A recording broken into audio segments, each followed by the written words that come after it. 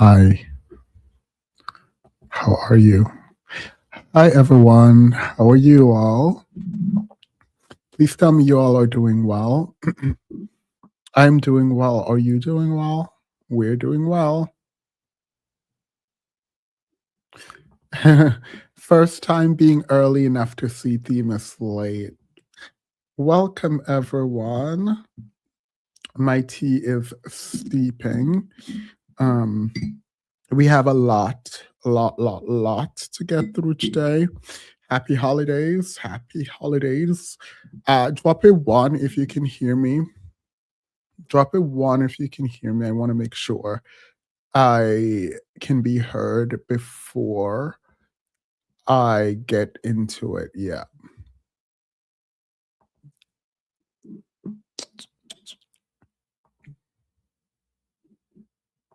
All right. So y'all are saying you can hear me. Cool. Good. All right.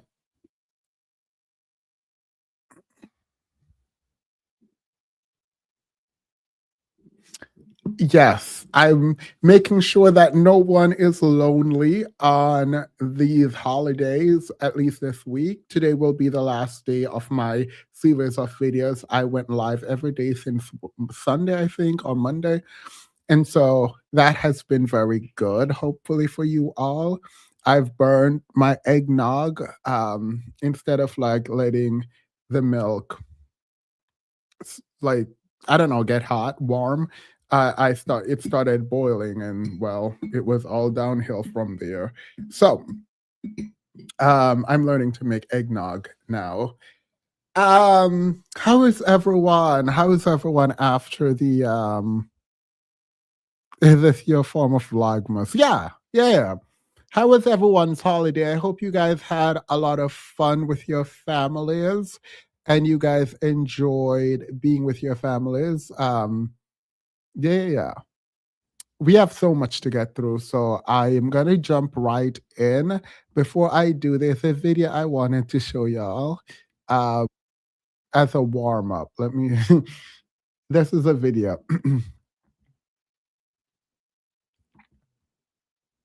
This is a video I want to show you. I like burnt milk with some drinks. It gives a little something. It's not even like it wasn't burned. Like you cannot have the milk before you put the egg mixture in should not come to a boil, right? It should never come to a boil. And I mine was bubbling, girl. And so it just the consistency was off. Just the whole thing was off. I was making jello because there's this like protein meal that I'm attempting to make. And it's again jello at the bottom, uh yogurt, protein yogurt at the top, and then fruits above the yogurt. Um, I just the jello wasn't jelloing. The jello never got firm. I waited an entire day and that jello never got firmed. So I tossed it and then I remade it and it worked with less water. So I mean, I'm just a chef at this point. At this point, I'm just a chef, and that's just that on that. Um, that's just that on that. Oh, Theme is looking like Bob Marley these days. You know what? Let me go ahead and do this. I'm trying to not shout come 2025, so I'm going to start now. This is how you all can help me. Whenever I'm speaking and I start shouting, drop some tomato or the shouting emoji. Tomato to hit me, shouting emoji to let me know in the chat, and I will know to like pull back because I keep like my voice keeps getting sore, and I don't think that's healthy. I don't think that's healthy. So that's that on that. All right, let's get into it. I need to show you all this. Let me show you this.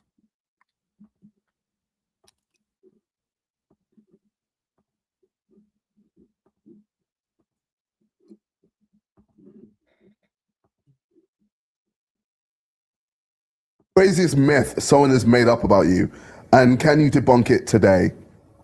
Craziest myth? Oh, I've got a big forehead. That's I hate. Yeah, bro, it's not that, bro.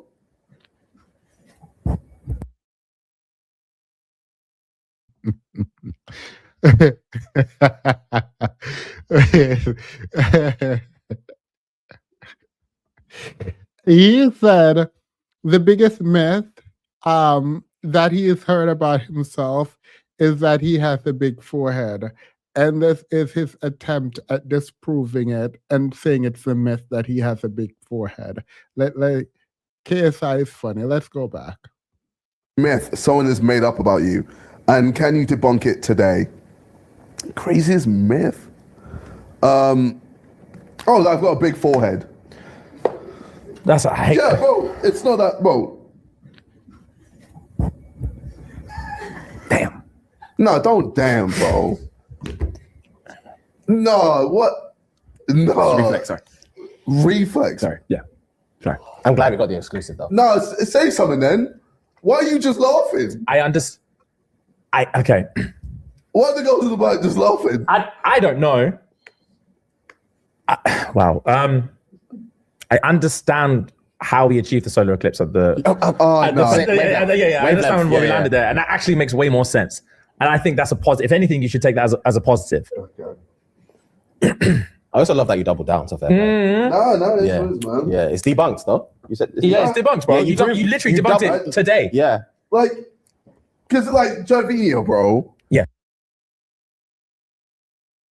You know why he's wearing that man. That man know exactly why he's wearing that bandana. Like he knows why he was wearing that bandana. Like, Yeah, that was Come on. different. Also an Arsenal player. yeah, you can't say. Mirror image. I hear it. alright. Yeah. What is the craziest myth someone has made up about you, and can you debunk it today? Craziest myth? Oh, I've got a big forehead. That's I hate. Yeah, bro, it's not that, bro. Damn.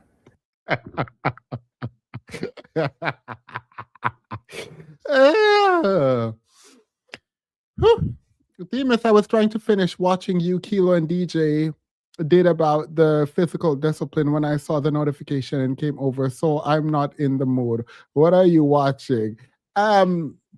We have a lot to get into today in particular.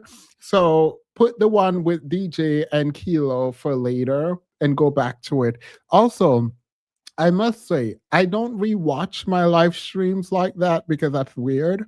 I rewatch the live streams with Kilo and DJ a lot. Like a lot. Like I'm like genuinely laughing. Like laughing until my stomach hurts when I go back to watch those. So that's that on that. All right. Here's one more before we get into my video.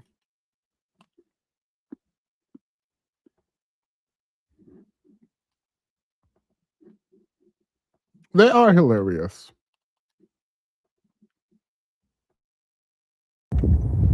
Now, this is one thing that I did notice. We live in a world that's we upside down, right?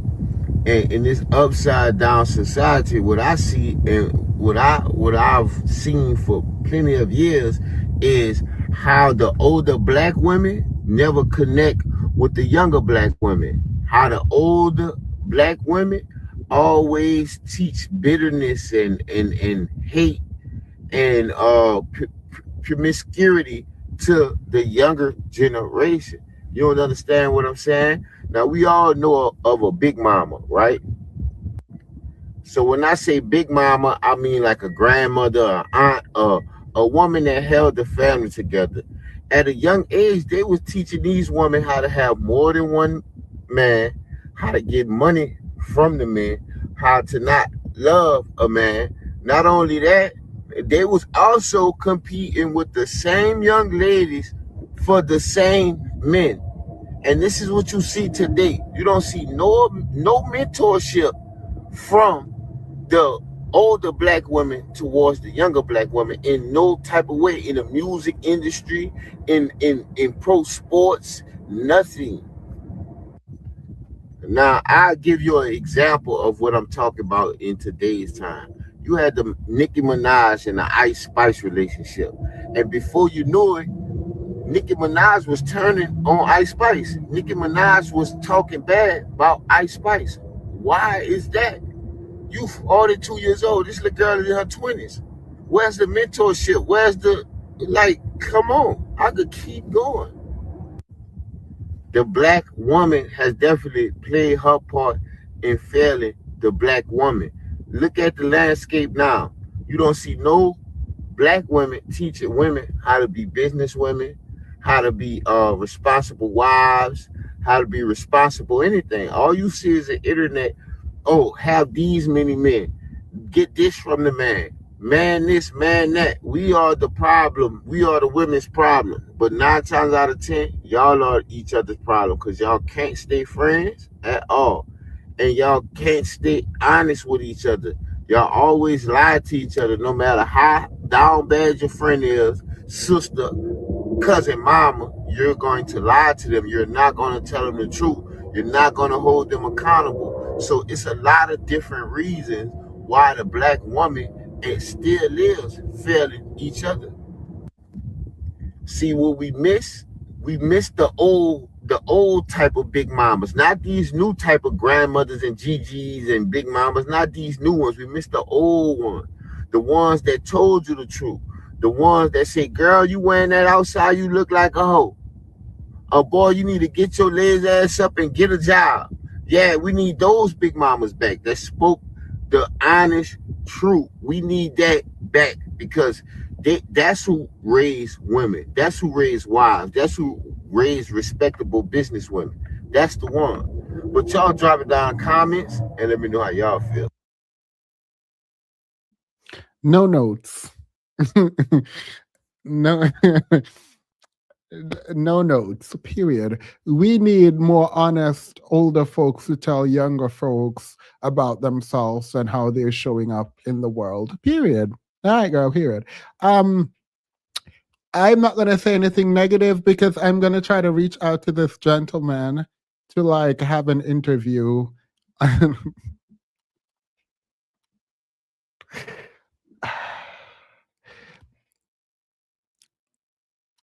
I would like to have an interview with him. I do. I would like to cyber meet him. Like, no. Wait, why?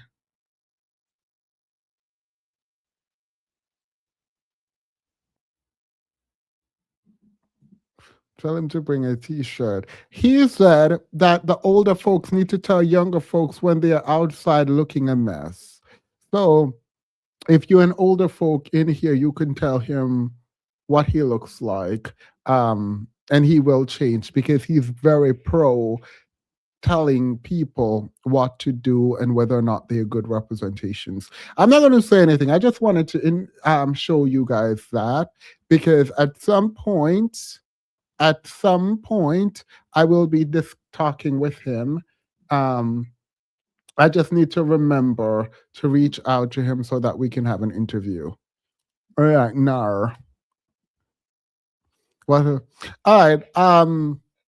I talked about this. Centella, the extract, the drip, snail mucin. Oh, obviously I do. Well, it's fine. And sunblock. And obviously I do a moisturizer. I don't remember which moisturizer I used today, but it's like 5 steps, actually. Yeah, it's fine. It's actually 5 steps. Okay.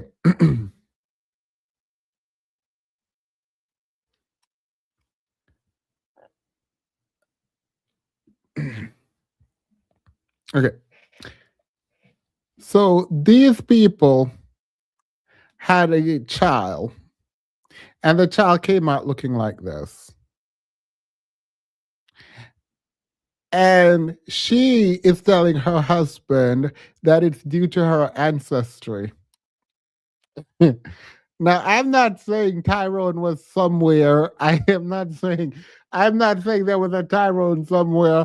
But if this man don't go get a DNA test immediately, because this is actually kind of, this is actually kind of, I was looking at this and I was like, maybe, but then they zoomed in on the face, right? They zoomed in on the face, and I'm like, no, girl. There is no, like, I'm not saying it's impossible.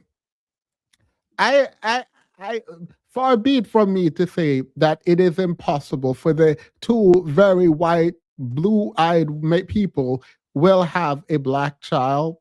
I'm not.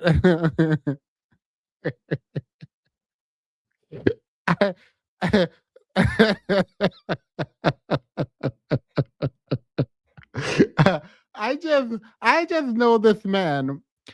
Maybe they're up to things. I'm just going to assume they're up to things because there is no possible way this is possible in his mind. And like, yes, it's possible, but you're gonna need to go get some DNA work. I mean, that's my opinion. And I don't want to ruin his friendship with his friends. He probably has a black best friend.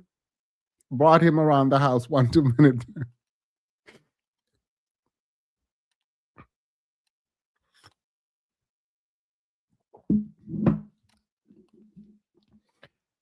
Welcome, everyone. I appreciate you all so much for being here. We're about to get serious instead of playing around as I've been doing this entire time. So grab your coffee, water, tea, whatever you're drinking, go and get that. I'm so excited that you're here with me today. I've been excited for this live stream. So let's get into it. That baby gonna be confused. That mama knows she dead wrong. By the way, the kids' pajamas, I appreciate you so much. Thank you. That mama knows she dead wrong. So let's get into it.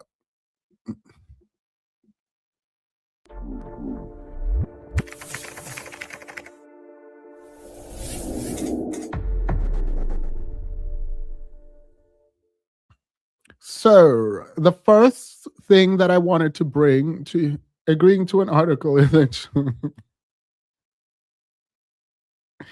the first thing I wanted to get into is this lady, and I am perplexed in 2025 where women are still making marriage their personality. I assumed that we have moved beyond that, but apparently we haven't. So there's this lady in Kroger, and what she said is not really harmful at all, but for me, it speaks to a deeper psychology of self-worth, thinking that you can control your man, for example, and thinking that marriage is generally a flex, right? So let's see if we can all pick up what I'm saying. And if you disagree, that's okay. But let's look at this lady and what she had to say. Let's get into it.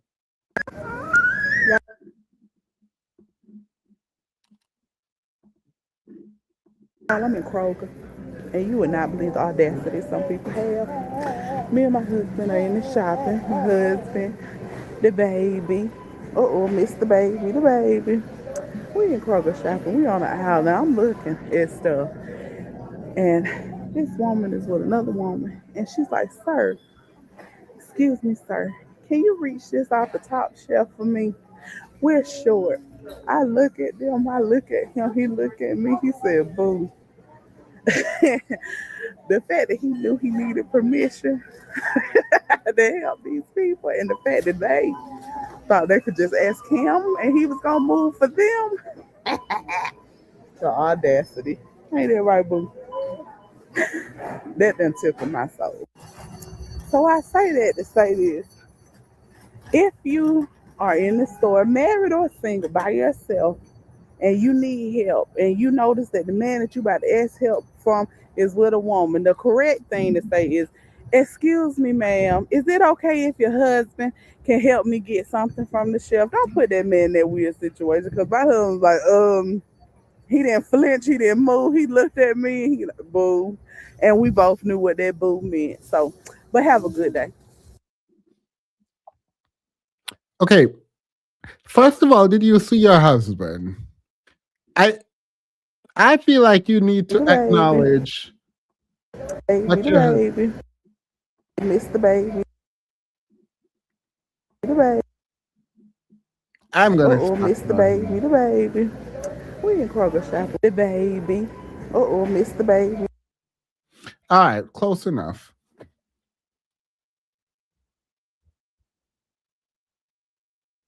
I hope you know what your husband looks like.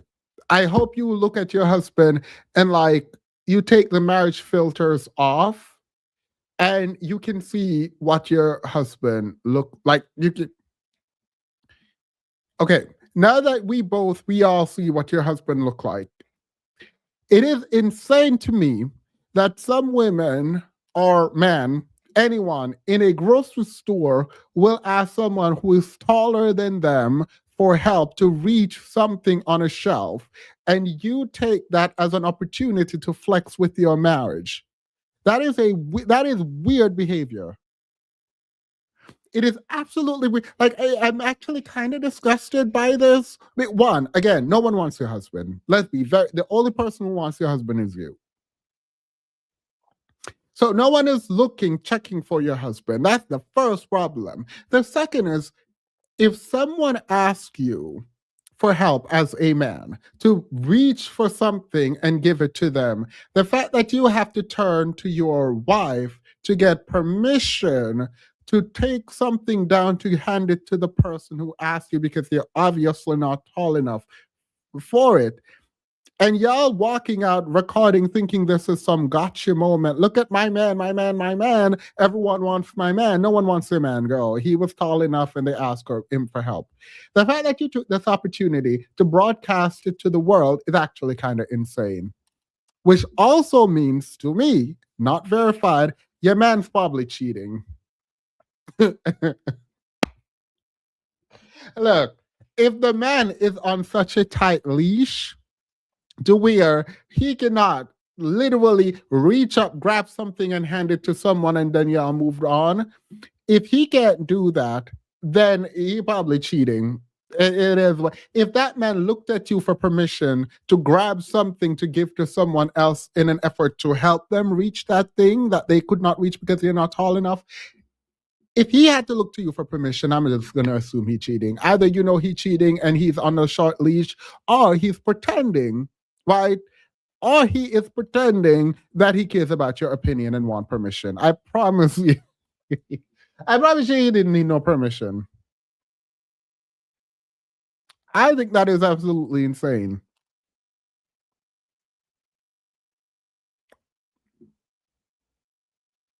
To record yourself leaving a grocery store pretending like you have a got you moment in your marriage because someone asked your husband for help to reach something, is it at least let it play out and let her flirt a little bit so you have some content. Just don't go making up content. And him, if he came to you and was like, oh my God, did you see what that woman did? If he did that, he also insecure.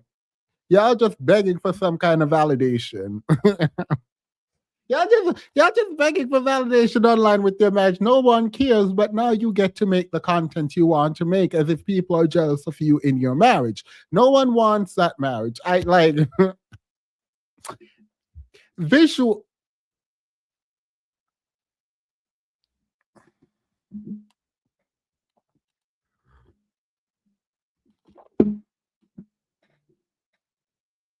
So she came back to clarify some things. No one asked her to clarify anything, but she wanted to clarify some things. So here she goes clarifying things.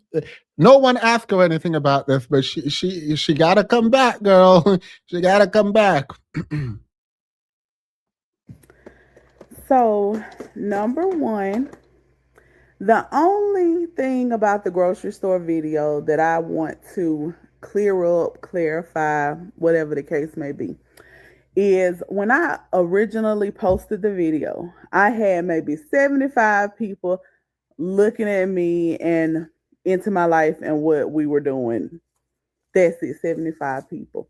And most of those people knew me. So, and me and my husband. So they know how we are. They know how I am. So needless to say, they know us in real life. Okay.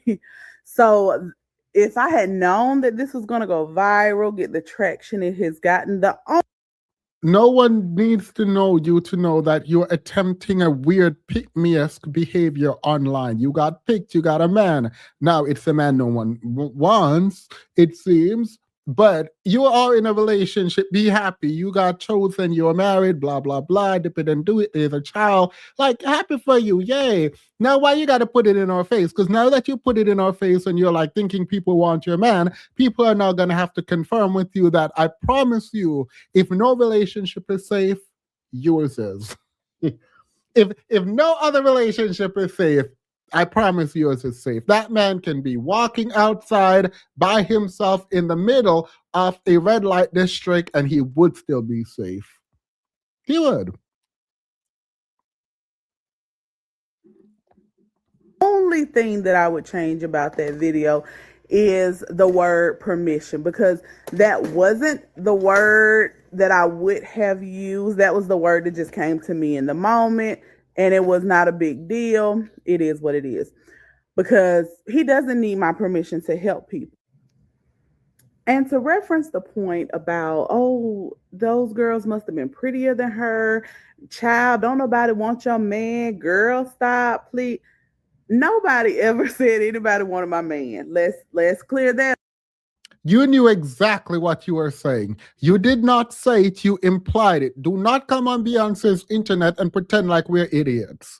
And yes, no one wants your man. So the reality is setting in that no one wants your man. So you're pretending like you did not think them other girls wanted your man. It is good for you that you have realized nobody wants your man. Period. So now that you have done that and you've taken a humble pie that no one want to intervene in that marriage, you're safe. What you should have done was apologize. Someone else entered into the comments with that because that never came from me. My point of the video was not to say that I felt intimidated by somebody wanting my man, because that never crossed my mind. And the reason it never crossed my mind is because we don't operate like that. We don't operate in insecurities because we're very secure in our marriage. You are not secure in your marriage. If you were secure in your marriage, your man would not need permission from you to help someone who wanted to reach something on a higher shelf than they can reach. It would not have crossed your mind to take your phone out and record yourself putting women in check about asking your man for help to reach something that they cannot in a grocery store, with you standing there and him having a child.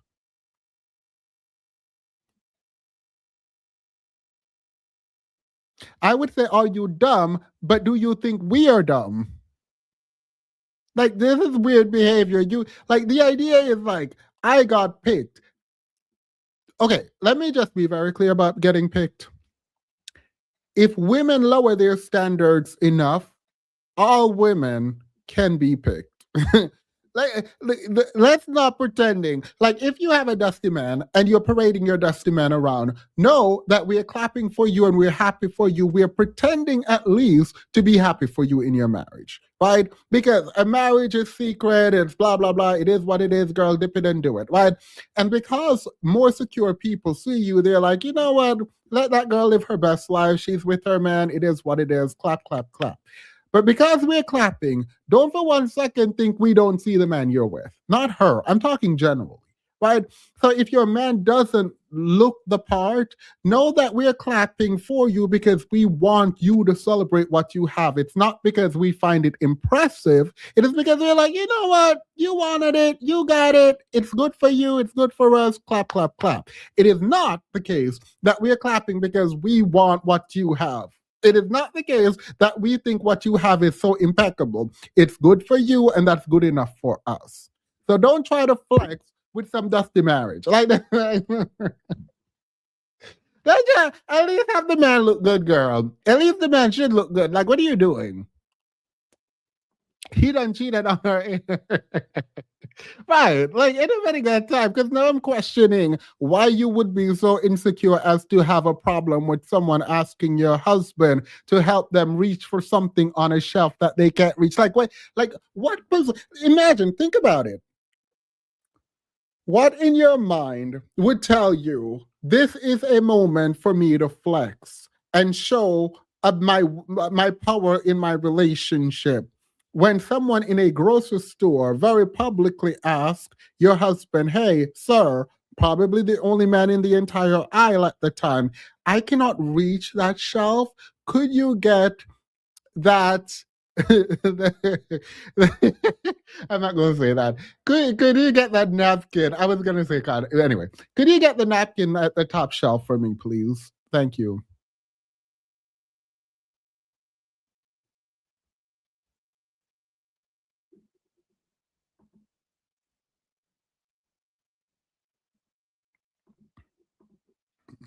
Tim is saying he is on a tight leash and he just wanted to communicate with his wife. Well, communicate with your wife. Hey, I'm gonna. Why would you need to communicate that with your wife?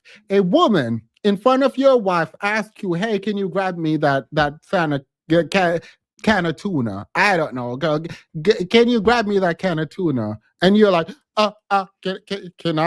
can I interact with women? The woman species is in front of me. The woman species has communicated. The woman species has made contact. That the woman has made contact. I, man, must get permission to engage further in this interaction. Like, what? Right. Ugh. But it's funny how all the comments started just because my husband gave pause to acknowledge my presence when someone else asked him to do something for them. When he was already in the middle of it, being in the store with his wife and child shopping, already doing stuff for us. So if you are going to interrupt another couple's time, the least you can. I don't have to acknowledge you. And the other woman does not have to acknowledge you. Ain't nobody know if you're the sister, the cousin, the maid, the mule, the mattress. No one knows what you are, girl. There is a man in front of the woman who can reach a shelf that she wants. She's not about to sit there and have a conversation. "Excuse me, sir, can you please grab that for me? I cannot reach it." "Oh yeah, here you go. Thank you. Thank you. Thank you." No further interaction is needed. I don't need your permission. He don't need your permission. And the other woman definitely don't need a permission from you. What do you mean? Her, has taken the idea of wife as an identity, so much so that everything that happens around her and her man and her child becomes a part of her marriage in a way that does not make sense. Your husband is a trash human being if he didn't want to help someone who's like, "Can you pass me something that I can't reach?" Like, you actually should be suspect. Let me be clear. You should be suspect of a man who, instead of just reaching for the can of tuna and saying, "Hey, here you go," and just moving on with their life, you should be a suspect if your man in a grocery store stops when someone asks them for help to do something so minute, so minuscule, so useless. They're gonna stop and look at you and ask for permission, girl. Are you dumb, or do you think we're dumb? That man is giving you a false sense of control and power. Whatever sense of power and control you think you have over that man, he's lying to you about it. In my opinion. No proof. I'm just going to go ahead and say he lying to you about it and trying to cheat as we speak. Yeah, he's found guilty. Like, that would give me pause. Like, I am I'm a naturally circumspect person, so I would be like, girl, wait, what's up? Let me give me the phone, please. Your phone now. Can do is acknowledge the people that are there. And that's all I have to say. In addition to, I went from those 75 followers to over 400 now. Also, that happened. So she got 400. She got 400 subscribers, and she now thinks she is that girl. She has another video that I definitely want to show you.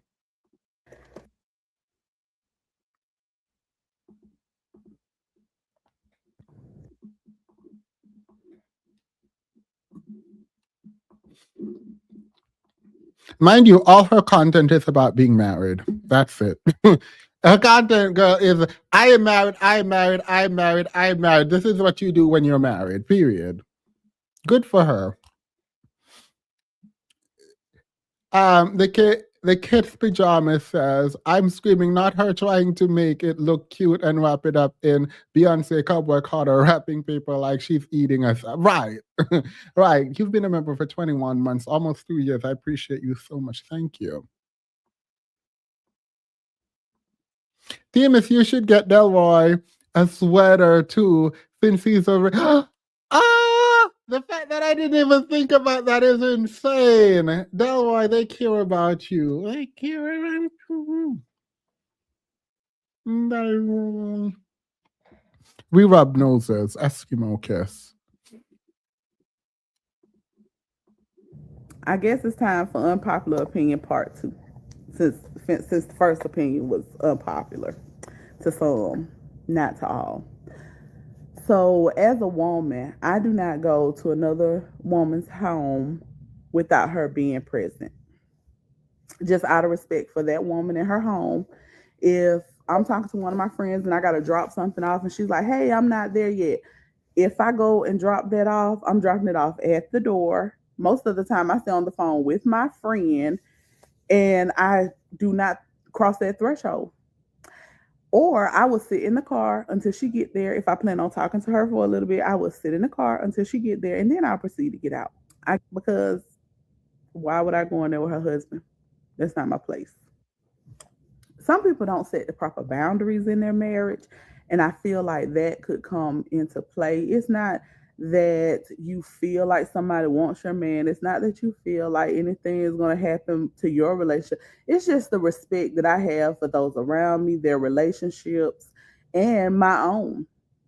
First and foremost, my own. I'm going to respect my man. I don't ever want to be in a place or in a position for someone to have anything to say about me and to carry back to anyone.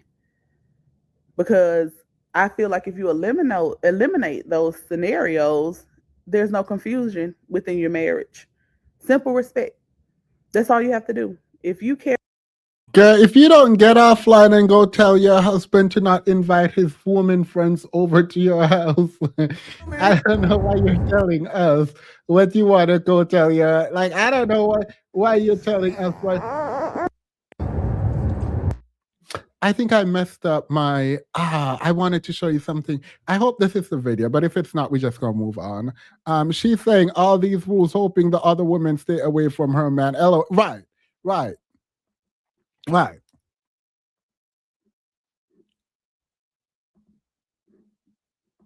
Okay, so I was at the red light. And I was sitting at the red light, and I noticed how, like, I got there right when my turning lane light had went red. So I had to wait through the cycle to even get a shot back at going where I'm going. So I noticed.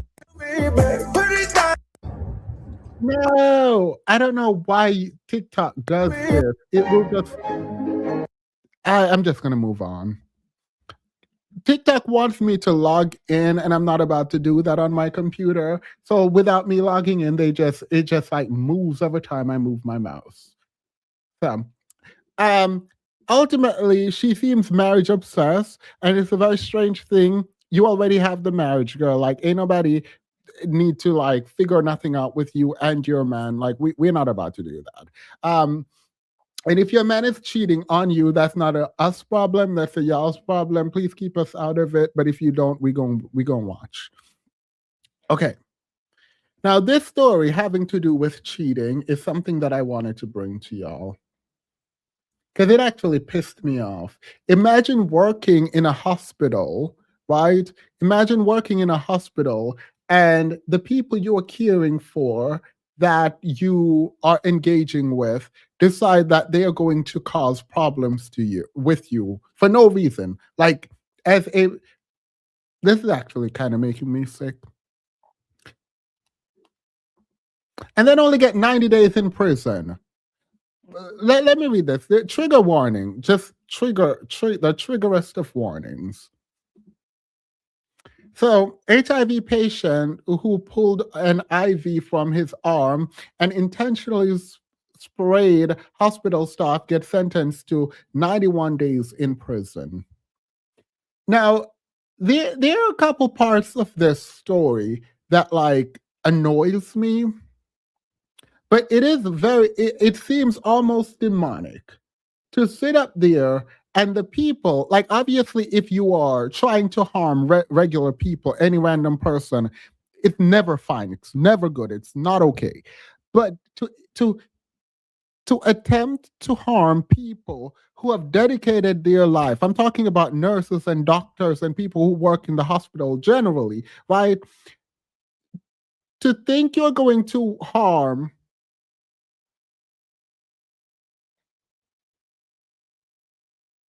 sorry, I had an email.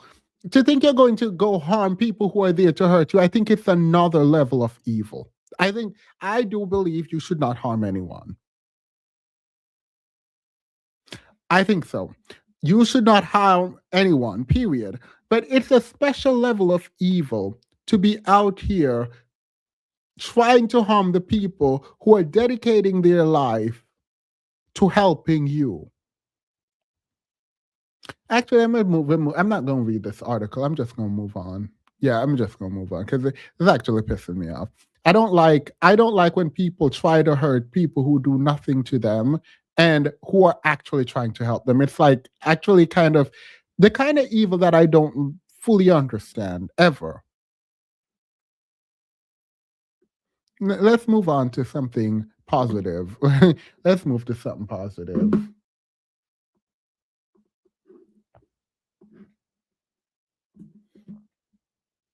And by positive, I do mean messy. by positive, I do mean messy.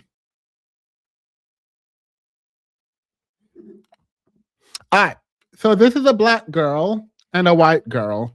And the black girl is being interviewed by the white girl. And let's get into this conversation real quick. Because people love to talk about affirmative action and DEI. And they would say this black girl is DEI because the people are just racist. But listen to the conversation. Immigrants in this country. Yeah. Why? Because they come here, they work just as hard as anybody else. Illegal immigrants? Yeah. Okay. Just harder than anybody else. Okay, so they work harder. So what about the American citizens who work that would have to pay for their free health care from taxes? At the end of the day, they're still doing jobs regardless that nobody else is doing. So if you factor that, and they're still stimulating the economy, so there's really no reason to not. And the taxpayers who would be paying for their free health care is also stimulating the economy. Yeah. Do you think it's fair to make me or make my fiance pay for an illegal immigrant's free health care? Well, that's not even a thing right now. Mind you, this is the energy black people should be giving all day, every day. She eating her food. It's not like she's not really invested in the conversation. So someone said it. She's effortlessly eating her burrito while effortlessly eating that white girl. She eating on two fronts, girl. And it's just, it's the way she's talking, one, right? She's very informed. That's the first thing. The second thing is the kind of cavalier way that she engaged is very enticing because it's like, girl, get out of my face. Like, you keep pushing this mic in my face like you're going to get a got you moment while your voice keeps quivering. Like, you're the one with the mic right now. I just have my food and I'm eating, and your voice is shaking as if you were. Yeah, your voice, it's just quivering. It's just a quivering, girl. Like, you about to cry. Why are you crying? Why are you crying? I ain't said nothing for you to cry yet. She ready to play victim, talking about this girl bullied her. And girl ain't done nothing but sat there while you shoved a mic in her face. Are you dumb? Take a bite. Hi, Themis. I hope you had a wonderful holiday. I did. It was amazing. I really appreciate you giving us the gift of annoyance from these videos because these people are something else. Thank you so much, Alyssa. I appreciate you so much. I hope you and your family had an amazing Christmas. And I look forward to seeing it on Insta. Thank you. I appreciate that. I appreciate her. I do. I appreciate her. And if anyone knows this young lady, please let me know where I can meet her and talk to her about this.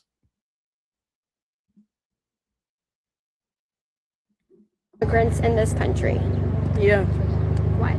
because they come here, they work just as hard as anybody else. Illegal immigrants? Yeah, Okay. just harder than anybody else. Okay, so they work harder. So what about the American citizens who work that would have to pay for their free health care from At the end of the taxes? day, they're still doing jobs regardless that nobody else is doing. So if you factor that, and they're still stimulating the economy, so there's really no reason to not.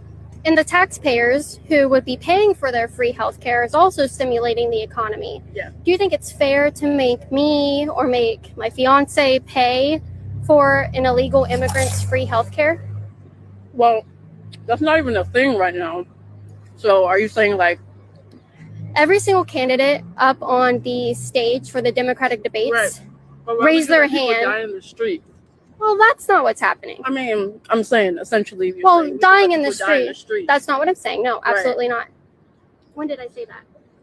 So you're saying because they're illegal, they don't deserve health care.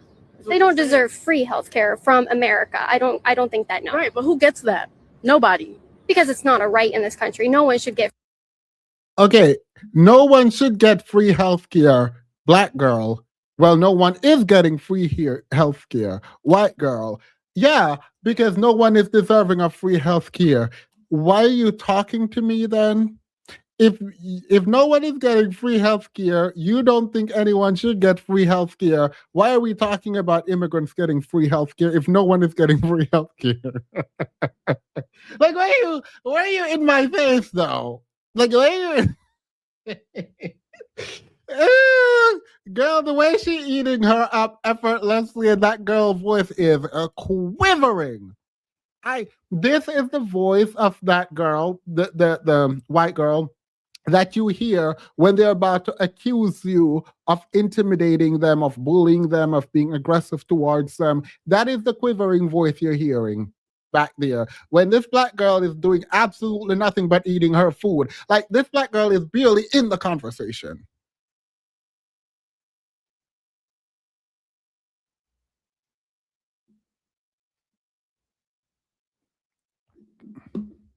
free health care. I think people should not have to die in the street. I think free healthcare should be a thing. So should we give free health care to the American citizens who are homeless instead of the illegal immigrants who aren't citizens? I think we shouldn't let people die in the street. I agree with you. I don't think that's happening. Right. Where is that happening at? There's a lot of people that don't go to the hospital simply because of too high medical bills. There's a lot of people that can't afford health. The leading cause of bankruptcy in the US is medical bills. Like we're not even doing this, but like, girl, eat. And I don't actually just mean eat your food, which, yes, eat her up. Insurance, or their jobs don't have benefits. There's American citizens So should we, that work. yeah, good point. American citizens. Wait, why is she stressing out this white girl though? I'm loving every second of literally just her energy making her quake. I love like just her being there, eating her food and responding. It doesn't even actually matter. I think it's the way she just doesn't engage emotionally. Right? This black girl, I don't know. I keep saying girl, but I don't know what her age. She looked like to be fair, she looked like she's 16. like she looked like a child. But it's the way she just like disengage emotionally and it's just talking. Like there's not an emotional reaction. And in an attempt to get an emotional reaction out of her, girl with the hat trying to block her face from the sun. Girl Girl with the hat trying to block her face from the sun is really trying very desperately to engage meaningfully and trying to pull emotion out of this girl, the black girl. But the black girl is like, girl, this food is good and I ain't going to stop chewing. I'm not going to stop eating. I'm not going to stop doing what I'm doing here, but I'm going to engage with you. You get what you get. Like Lizzie McGuire did on that stage when she's dancing to Your Love, I'm going to give you absolutely nothing. like most of Taylor Swift's performances where she attempts to dance, I'm going to give you nothing.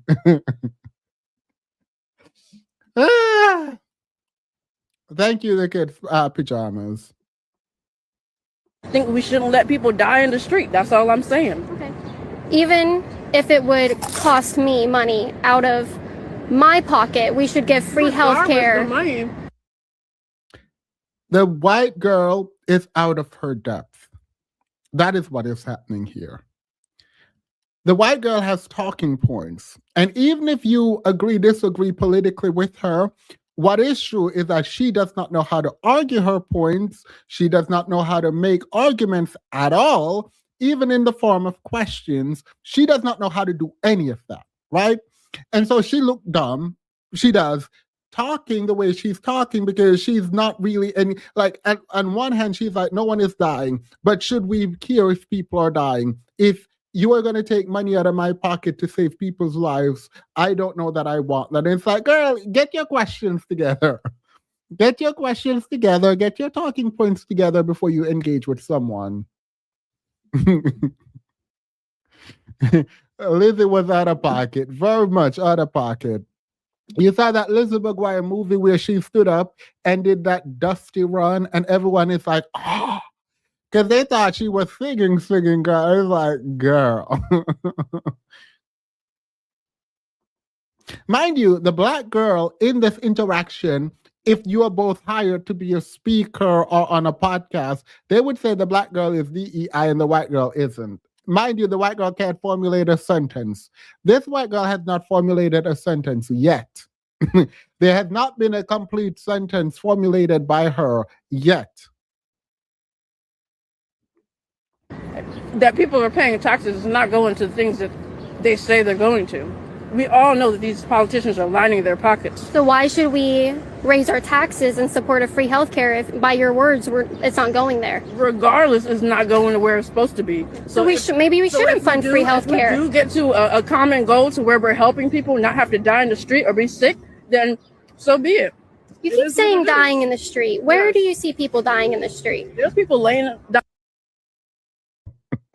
Yeah. That is exactly what is happening. Her responses weren't in that white girl's note. Yeah, because what they expect is when you bring up illegal immigrants, they expect the kind of, let's try to find a middle ground, right? Let's try to figure out how to secure our borders and then how to integrate people who are here legally and what to do with people who are here illegally. They expect this like very comprehensive thing that they get to pick apart. What they don't expect is someone saying, yeah, healthcare to everyone in America, illegal or not illegal, no one should be dying. That they don't expect. And I don't know why they don't. I do not know. Y'all are making me shout. Not y'all aren't making me do anything. But whenever I start shouting, please remember to tell me to stop shouting. They don't expect people with compassion to lean into that compassion and say, people should not be dying in the streets. Point blank, period. Ifs, ands, or but. I don't care about an illegal. I don't care about illegal. If you are in America, this is her position. You should not be dying in the streets from sickness. Down the street right now. Are they illegal immigrants dying from lack of free health care? No, I mean, it's regular people. But for example, if somebody got sick or got cancer, like, they should be taken care of regardless. Okay. I agree with you. I agree that they should be taken care of, but is it my responsibility to fund their health care? I think it should be the government's responsibility. Man, let me tell y'all something. I agree that healthcare should be free. It's ridiculously priced. American citizens can't afford that shit. So all that shit. Should our tax dollars be going? Shut the fuck up. I hate all. I was waiting for that part because I wasn't going to say it. I wasn't going to say it. These people are so, like, it's almost demonic. The level of evil these people are, it has to be, like, it literally has to be demonic at this point. Because I'm not about to say what he just said. What Tony just said, I'm not about to say it, but please note it resonated with me very deeply. Like, shut up. Ain't nobody trying to do none of that with you, girl. Ain't nobody got time. Like, we're talking about people dying in the streets and you out here doing everything but making sense. You're literally out here doing everything but making sense. Talking about not making sense. Yeah, I remember that girl that wrote that disgusting essay. I remember that girl that wrote that disgusting essay. Well, lo and behold, and in the words of Jesse, okay, lo and behold. I don't know why I just lo and behold and lo. Here she come back. Oh, I need to talk. I need to do an interview. Here we go. Let's do an interview. Okay. Teacher who gave her the 0 is now fired, right? She fired. They said, we don't do discrimination, blah, blah, blah, blah, blah, blah, blah, blah. Now, she gonna come out and do an interview. And ain't nobody got time for this. I got time. I just don't want to hear this girl talk, right? So it's that simple. I don't want to hear this girl talk. You don't want to hear this girl talk. Let's just jump to the part where she's talking about the essay. Because one thing for certain, two things for sure, they love to call people DEI, and I'm glad if you learn nothing from this administration, if you learn nothing from the current political climate that we're in, DEI and the abuse of Black people in the context of higher education, corporate America, and even the government, the abuse of Black people around whether or not they're qualified should never be something that we as Black people internalize ever. That should never be internalized by us. When you have some of the most unqualified people in the world running the world, you now need to get out of that imposter syndrome. When you have people like this being defended because they want to be able to get a grade that they don't deserve on one of the worst written papers, yeah, girl, shoot for the star. Try to be president, try to be a neurologist, try to be a surgeon, try to be a doctor, try to be a lawyer, try to be an astrophysicist. Do you, with the to the best of your ability. You could not read in middle school. Never let that stop you from becoming a professor. You couldn't do math. Go get your PhD in mathematics. Like, the sky, at this point, the thing you should learn is that the sky is the limit. All you need is audacity. Obviously, whiteness is a thing also, so I will not ignore the system, but please do not downplay your talent.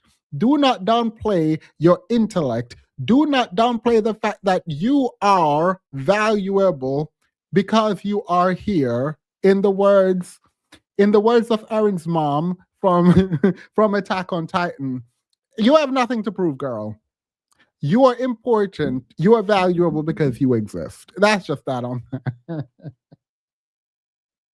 That's just that on that. Aaron mom was onto something. Now she created a psychotic killer, but Aaron moms was onto something in Attack on Titan. Now her son did some foolishness with that.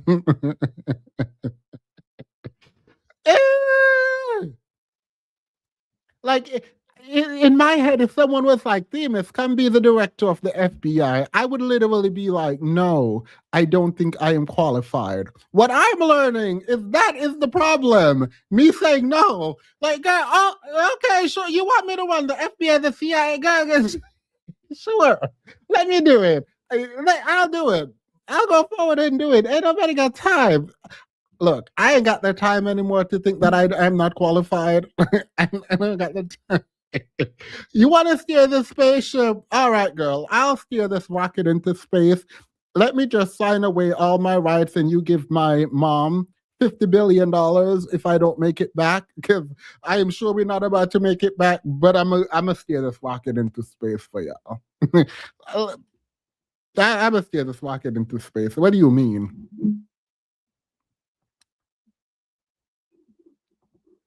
So first things first, you've had like a wild.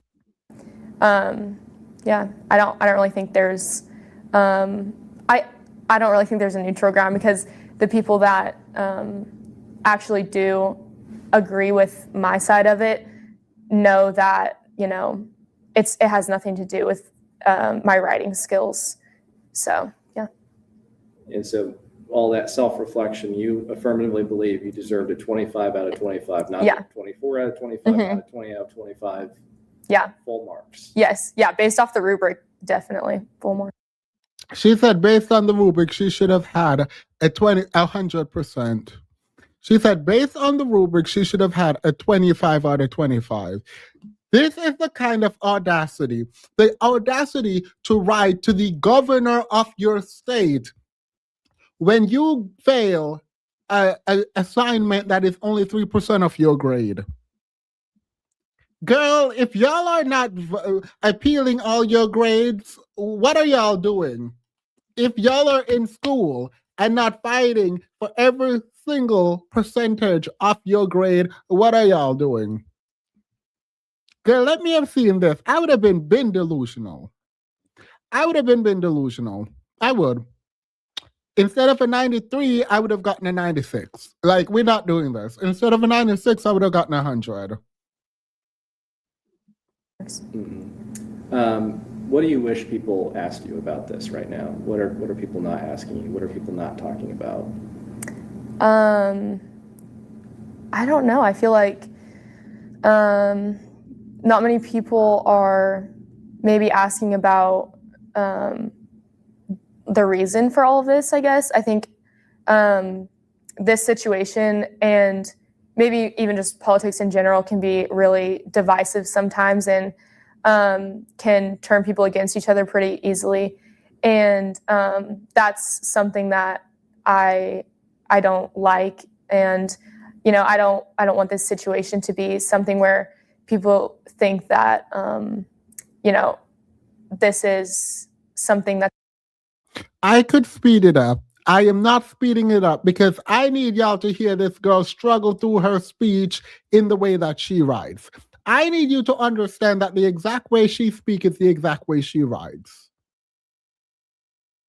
And speeding it up would make it sound more normal.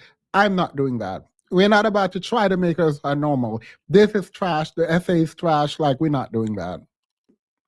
It's being used to cause division, because my heart behind this and what I hope comes out of this is I hope it unifies Christians, and I hope that, you know, it empowers them to go out and speak truth and to spread the gospel, and of course to do that in love, but not to shy away from, you know, what people will think of them or what their professors will say or what their friends will say. And, you know, our only judge at the end of the day is God. And so I want to make sure that I'm doing what God has called me to do and empowering others to do that too.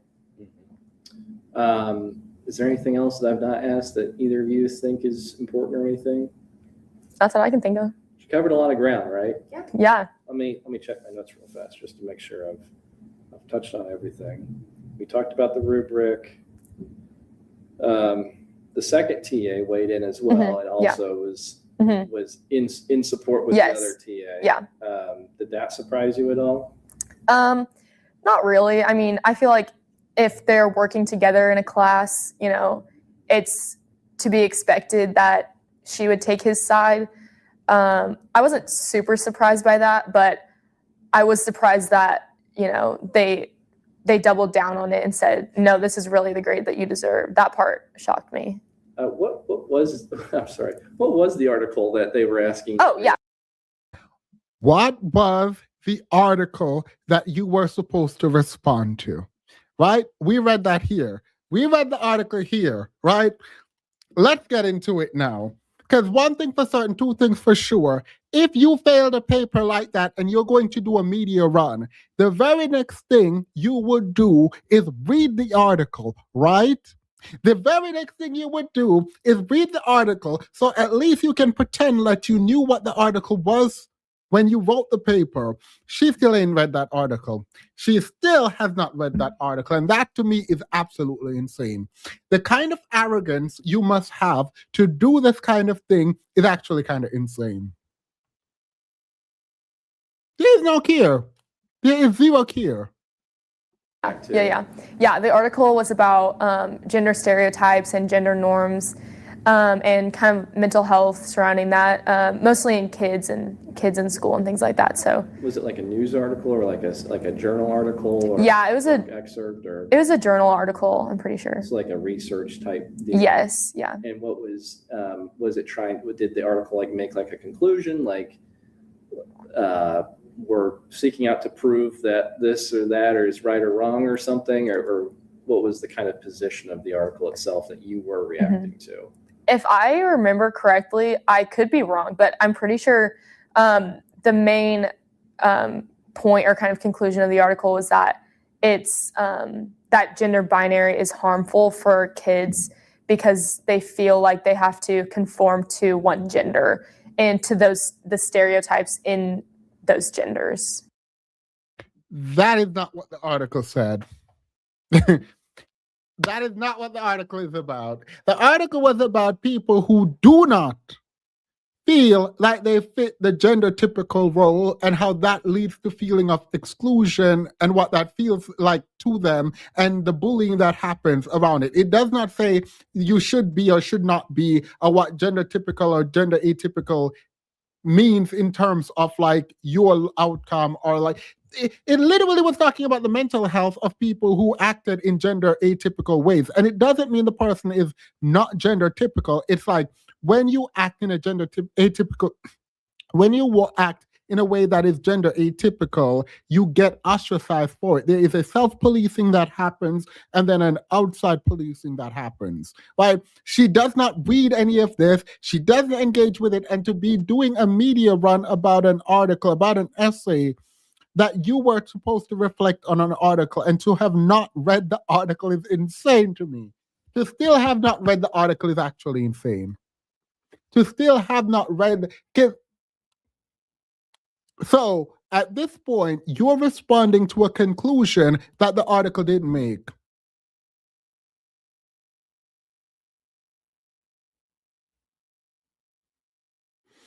No, I do think it is important to know this, right? This is not just a matter of she did the assignment without reading the paper, right? It is she did the assignment without reading the paper. She then goes on multiple interviews to discuss how she deserved 100%, but she still did not read the paper. That is like a kind of arrogance that is like unheard of. To not be able to, and even if you read it and you forgot, you now need to never forget this article, ever. You need to know the article back and front, so that when you talk about it, you know exactly what it is that your paper was responding to. The fact that you're like, I am pretty sure, I don't know, I could be wrong. Yeah, you could be wrong because you're wrong, girl. You're dead wrong.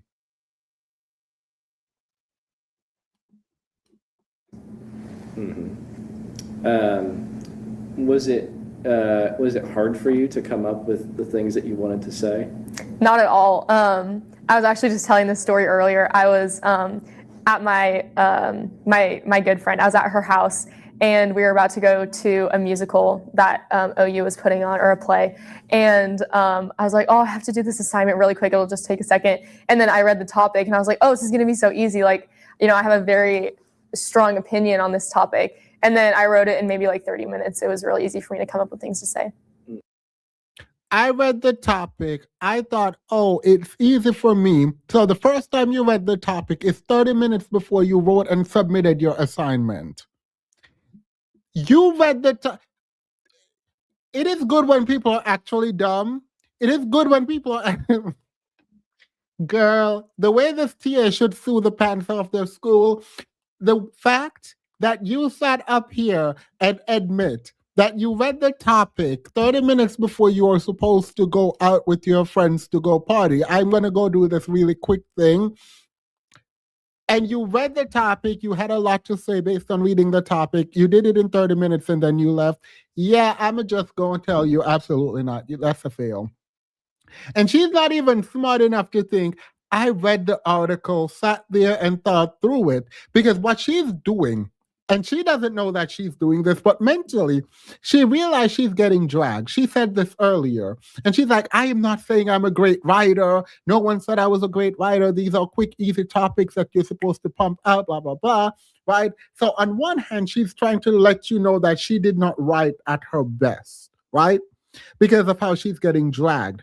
On another hand, she's trying to say she deserves a 25 out of 25. How do you think you deserve a 25 out of 25 when you know your writing is crappy and you're trying to justify your crappy writing by saying you're not a great writer, you're in school for being a doctor, you don't really care about your writing like that, you've done it like this before, so it's fine, but you're not good. But you still also want a 25 out of 25. Also, you want us to accept that you read the article and not criticize you, but then you said you did it within 30 minutes. You read the article and wrote your paper in 30 minutes, right before you went out with your friends.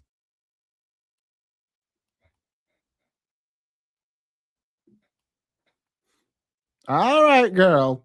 But she's not smart enough to make a story that is consistent, one, but also paints her in a good light. She's a junior in university. This is not a freshman. This is not a high schooler. This is a junior in university.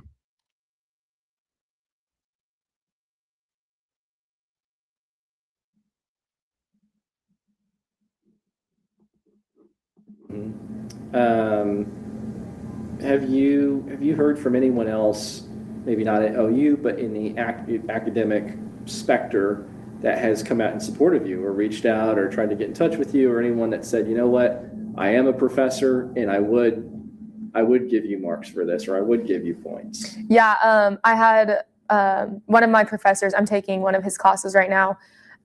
He sent me an email right when all of this started happening, and he said, I'm fully in support of you. I really, admire your courage and things like that, and said that he was praying for me. And Name the professor. Name the professor. I want the name of that professor. I do not believe you. I do not believe that a professor at your university reached out to you and told you they would have given you a really high grade for that and that they stand with you. I don't believe that. Because that professor needs to be fired. The people talk about lowering the standard. The right specifically talk about the lower standard in university for women, right? But they're also over there trying to lower the standard for this woman. Like, why would you want to lower? Yeah, that phantom professor girl, ain't nobody got time. She does not have imposter syndrome, delusion plus extreme ambition mixed with calculated risk of the definition of success. She cannot lose. I like it. Yeah, no, yeah. Mind you, if you tie this kind of tenacity and delusion to actual hard work, we have something useful. But it's never tied to actual hard work. She said she threw that paper together 30 minutes before she's about to go out with her friends. That's wild. Let's hope she wasn't pregame drinking, because the way the grammar in that paper was structured, it didn't seem she was completely coherent to me. Nobody. All right. Now let's get back to these marriages. We took a break from marriages. Let's get back to these marriages. This girl gonna talk, but nobody told me. Girl, everybody told So me. y'all want to know?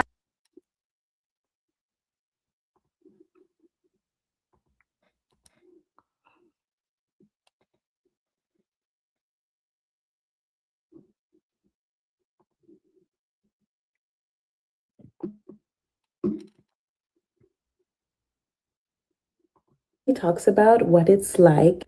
Nobody talks about what it's like to be able to spend like you wish on the internet and store whenever you want, to now having to ask your husband for a purchase because you're a stay-at-home mom. And don't get me wrong, it doesn't matter how generous your husband is, it doesn't matter how kind he is. The very fact that you have to ask or depend on someone else's income, it's just so icky. And yes, I want my own money, but I don't want to go back to work just yet. So I'm not spending my savings on it. What are we supposed to do with this information? What are we supposed to do with that information? If you don't automatically have a card with access to your husband's account, I don't know what you're doing. She said she had a savings that she doesn't want to touch, right? Fine, good on you. Keep saving. If you don't already have a card, if you're married, you should be able to walk into the bank and get a card, girl. What are we What are we doing? Like, I don't know. What do you want from us? I'm sorry. Actually, this is important. What do you want from us? What do you want us to do? Tell us to leave. Do you want us to tell you to leave your marriage so that you can tell us that we're bitter? Do you want us to tell you to leave your marriage so you can tell us how bitter we are and hateful, and because you got a husband and no one else has a husband? Like, what do you want from us? No one tells you how icky it is to go ask your husband for. Yeah, no one tells you that because ain't nobody asking their husband for money. Go get your card and swipe that account. Ain't nobody got time. That's exactly what she wants. Right, like girl, ain't nobody got time. Oh, no one told me how difficult it was so that I to have a husband who don't give me money. Yes. You decided to be a stay-at-home mom. Yes, you're gonna be dependent on your husband. What do you mean you don't have a card? What do you mean? How are you a stay-at-home wife without a direct access to your husband account? How does that make sense? How does that Mind you, I do not advocate for anyone to be a stay-at-home anything, girl, because make your own money, always have an exit plan. But if you're gonna do it, please do not be a stay-at-home wife without access to that man's money. Like, what do you mean? You're going to be a stay-at-home mom and he gives you an allowance and you don't have access to that full account? It's like you're just going to be at home broke while he throws you $1,000 here and $1,000. Girl, if you don't get out of my face, if you don't go get out. So people in the year 2025 is staying at home without full access to like over $100,000. People are being a stay-at-home mom without money. People are being a stay-at-home mom without access to their husband's money. Is that what y'all telling me?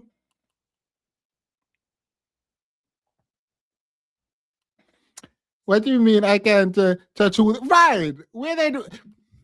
I thought two become one. I thought two became one, and you go stay at home and he gonna go to work and you gonna have access to his bank account. What do you mean? It ain't possible. I think she rage baiting. I think I'm gonna go with she's rage baiting because there's zero way you're gonna sit up there, look me in my face, and tell me that you're really sitting at home being hungry or whatever and not getting money. That don't make no sense. That don't make no sense to me. Because if I'm staying at home, I need to 20. Right. Like, what do you mean ask for money? Like, you can say, hey, babe, I bought a Porsche last week. Didn't want to tell you. I know we're going to have problems, so let me bring it back. Or babe, I bought this or that. Like there's no possible way you think it's okay to sit up there and be broke until your husband finally decide to have mercy on you and give you some money. What? No, absolutely not. Wait, is that too low? Is that wait. I know my audience. I know for a fact you're not sitting up in my chat thinking that you're going to be a stay-at-home wife when y'all don't have a savings upwards of like this, like in this range. Drop a 1 if you're a stay-at-home mother. Drop a 1 if you're a stay-at-home mother. Drop a 1 for me down in the chat if you're a stay-at-home mother. I need to see something real quick. I need to see something real quick because I'm going to drop the link. If you are a stay-at-home mother or wife, drop a 1. Here's the link. For all the stay-at-home mother, if you're a stay-at-home mother, I will have 1 question and 1 question only. Because ain't no way I'm a woman staying at home. If you make under 100K, I'm not staying at home. I don't care where we live. If we live in these United States, Demas, move on. No one. LOL. Nope. There's the link for any stay-at-home mother. I have something to ask. I have something to ask because that don't make no sense to me. Who take care of you? Who gonna take, with what money will they be taking care of you and them kids?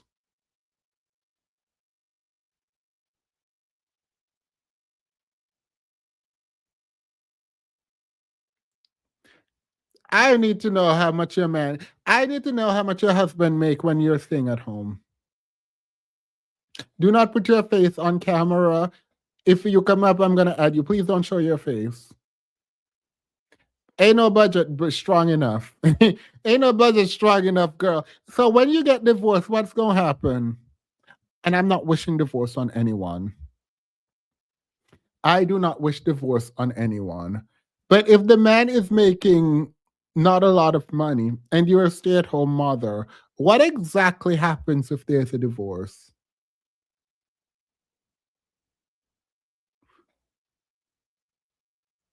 There is no... Let's move on. Ain't nobody came up, so let's just go ahead and move on. I don't know what y'all doing with your lives. I'm judging. Let me be very clear. I am judging because I just assumed when people said stay-at-home mother, I assume we're talking about people who are making enough money to take care of the child and the woman. Like I just assume. Are you eating? Like are you? Are you? All right, girl. Oh, the scariest thing, and it's happening to me now, is being a female, married. I'm 37. I have 2 kids. They're 5 and 7. And I've been a stay-at-home mom for the past 10 plus years. I have no income. I have no money. I use my husband's credit card and I use my husband's money. And her mentality is so chopped. This mentality is chopped. Why do you mean you have no income, you have no money, you're using your husband's credit card, and you're using your husband's money? Where is this 2 becoming 1? When will the 2 become 1? After 10 years, girl, if the 2 are... Y'all, I'm tired.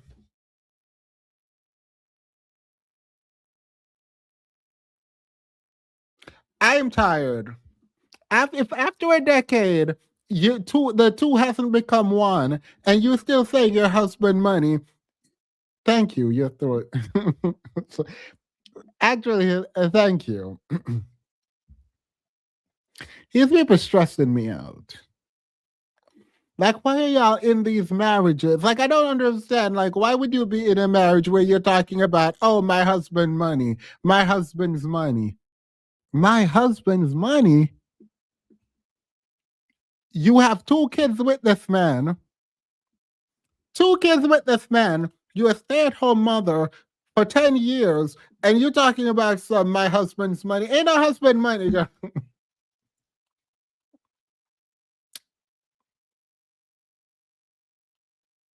Cooking, cleaning, and have baby with no access to his account is insane. Oh, thank you. I appreciate that. I was going to talk about the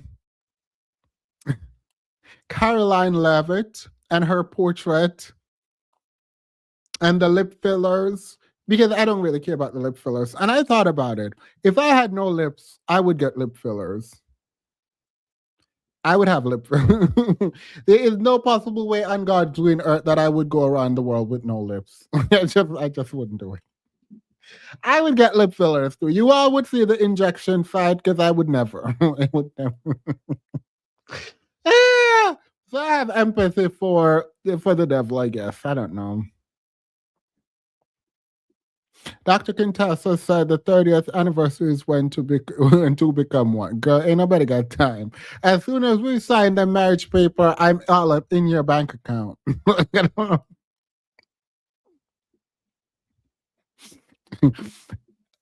But they never. I would rather have a duck lip. I would have duck lip than no lip.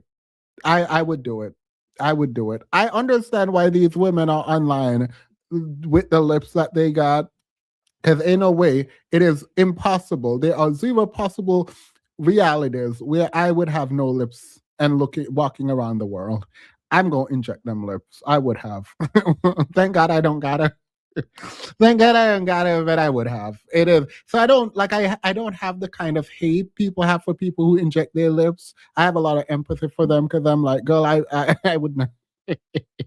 Hey, son, I was watching your live, but I gotta come over back this way. My husband, my man is probably someone else's husband. Right? Probably got a boyfriend. Welcome, Sin. I'm gonna go back. I want to know the scariest thing, and it's happening to me now, is being a female, married. I'm 37. I have 2 kids. They're 5 and 7. And I've been a stay-at-home mom for the past 10 plus years. I have no income. I have no money. I use my husband's credit card and I use my husband's money. And 2 weeks ago, he told me that he wants to move forward with divorce. And today, I literally I use an American Express credit card for everything. It's got my name on it, but obviously he pays the bill. He told me he's gonna cut it off, and I gotta move all the automatic payments and stop using it. And he said, you need to start using your own card now. What card? I don't have a card. That is my card. If you don't go get a cash advance on that American Express, if he pays the American Express, go don't ever get a cash advance with your credit card, obviously. But ain't nobody got time. Ain't nobody got time to be playing games with these men. So apparently she signed a prenup that said she's not entitled to alimony. She in the comments. I probably need to sign in because we're gonna do a live stream this weekend on this woman specifically. We're gonna go through her TikTok because she's been crashing out on TikTok. She signed a prenup. She signed a prenup that said that she would not be getting alimony. Now, in certain states, you cannot enforce such a prenup, particularly if you're going to go on public assistance after the marriage. So, depending on the state she's in, she could challenge the prenup generally or specific terms within the prenup. This is not legal advice, FYI. But for you to be sitting up online crying is wild. You should be scheming. At the stage where your man is like, girl, I'm going to try to get a divorce. You need to use your own card. I know you've been a stay-at-home mom for 10 years. I know that you have 2 of my kids. I know that you live with me and I pay all the bills and you have no work, no money, and you haven't done so for 10 years. But girl, you're out. I'ma leave. And you are up here on the internet crying instead of scheming is absolutely diabolical. The fact that you're on Beyonce's internet crying right now instead of trying to figure out how to sell the house, the car, The fact that you're not trying to figure out how to challenge your prenup is absolutely diabolical.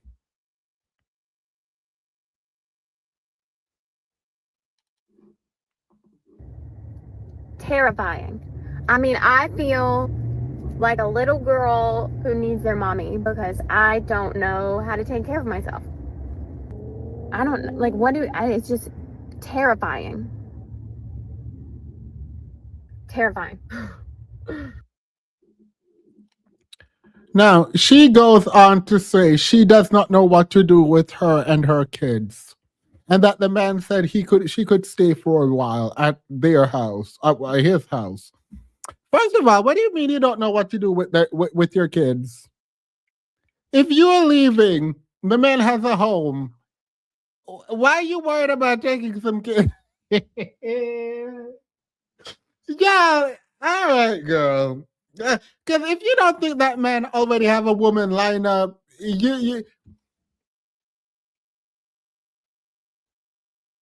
I don't know what to do with you. Don't know what to do with them kids. You don't have a home. You don't got money. Why?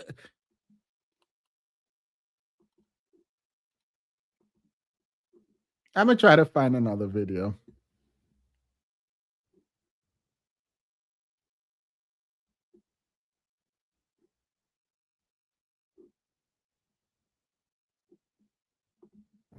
Good morning. It's Monday. In my moment of panic, I made a video while driving in my car. Currently, I'm sitting in a parking lot about how terrified I am that my husband is leaving me and I'm a stay-at-home mom and I have no job and no income and essentially I have nothing. So that video has gone mega viral and I need to just clear up some things for you guys because yes, I may be dumb and I may look dumb and I may have done some dumb things in my life, haven't we all? But I'm 37 years old. I have 2 kids. I've been a stay-at-home mom for the past 7.5 years, whatever, when I was pregnant with my oldest, who's 7.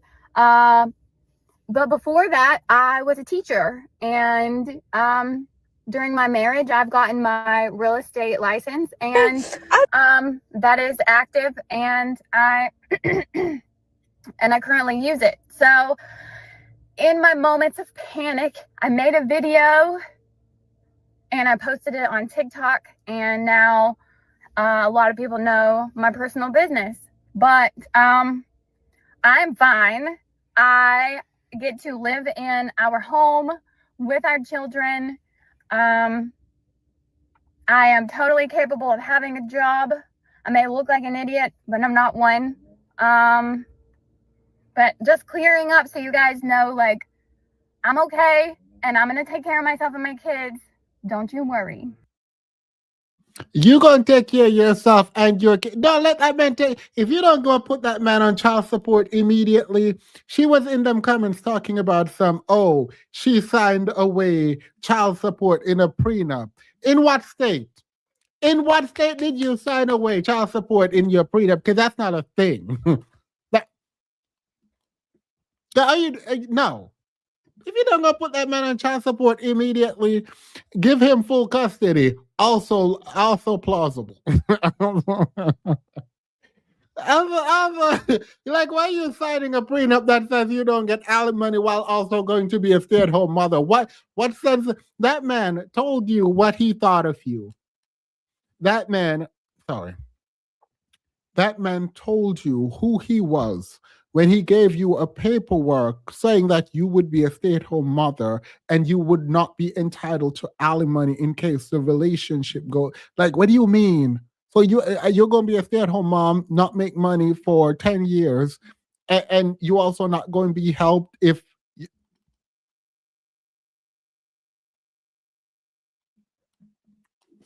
Girl, leave them babies with their father. If more women didn't take the children after the divorce, a man would rethink ending the marriage. Right. And women wouldn't, like, the fact that men are fearing, well, because you keeping these. Well, I guess they're not feeling well because women actually are happier.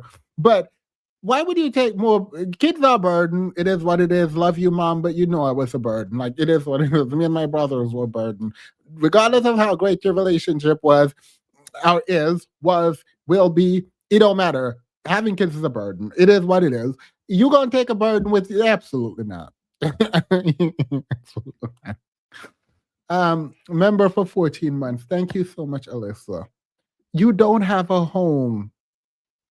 Why are you? And she's like 37. Like she's really young. Like, girl, if you don't go figure this out on your own and then come back for your kids after you figured it out. This one now. She out here crying.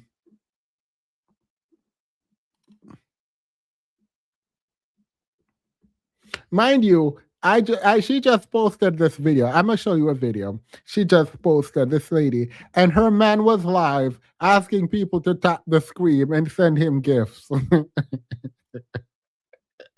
Yeah, tell me why this girl out here bawling her eyes out, and her man went live asking people to buy him gifts, and there were women in his chat sending him galaxies and stuff. Because one thing about these women, they don't care nothing about they don't care nothing about this girl crying. I'm gonna show you her man. Her man's name is Chris West. Oh, he's still live, girl. He's still live. This is the man.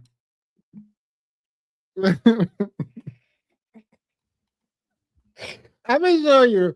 So this girl is crying online. Let me show you the girl first. Let me show you this girl crying online.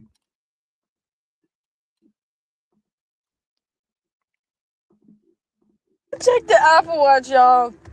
And there's naked pictures of women.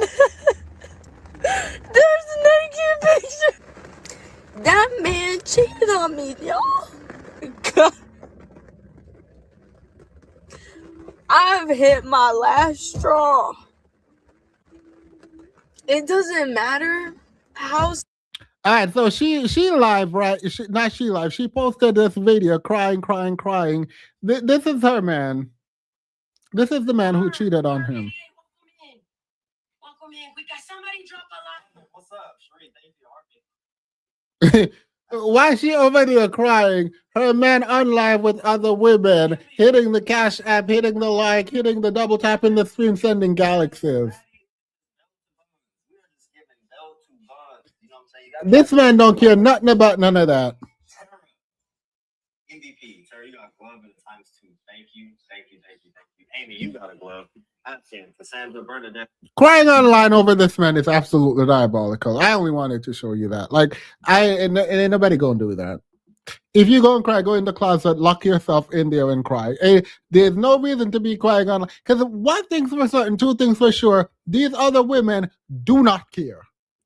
They do not care. You're not about to embarrass him. You're only going to send women his way. They saw, oh, wait, this man is free now. Let's go over there. Because they didn't need him to be free to be going over there. So you online crying is wild. Ain't nobody care nothing about that. Like, and that's unfortunate for you. But you crying online just like, what?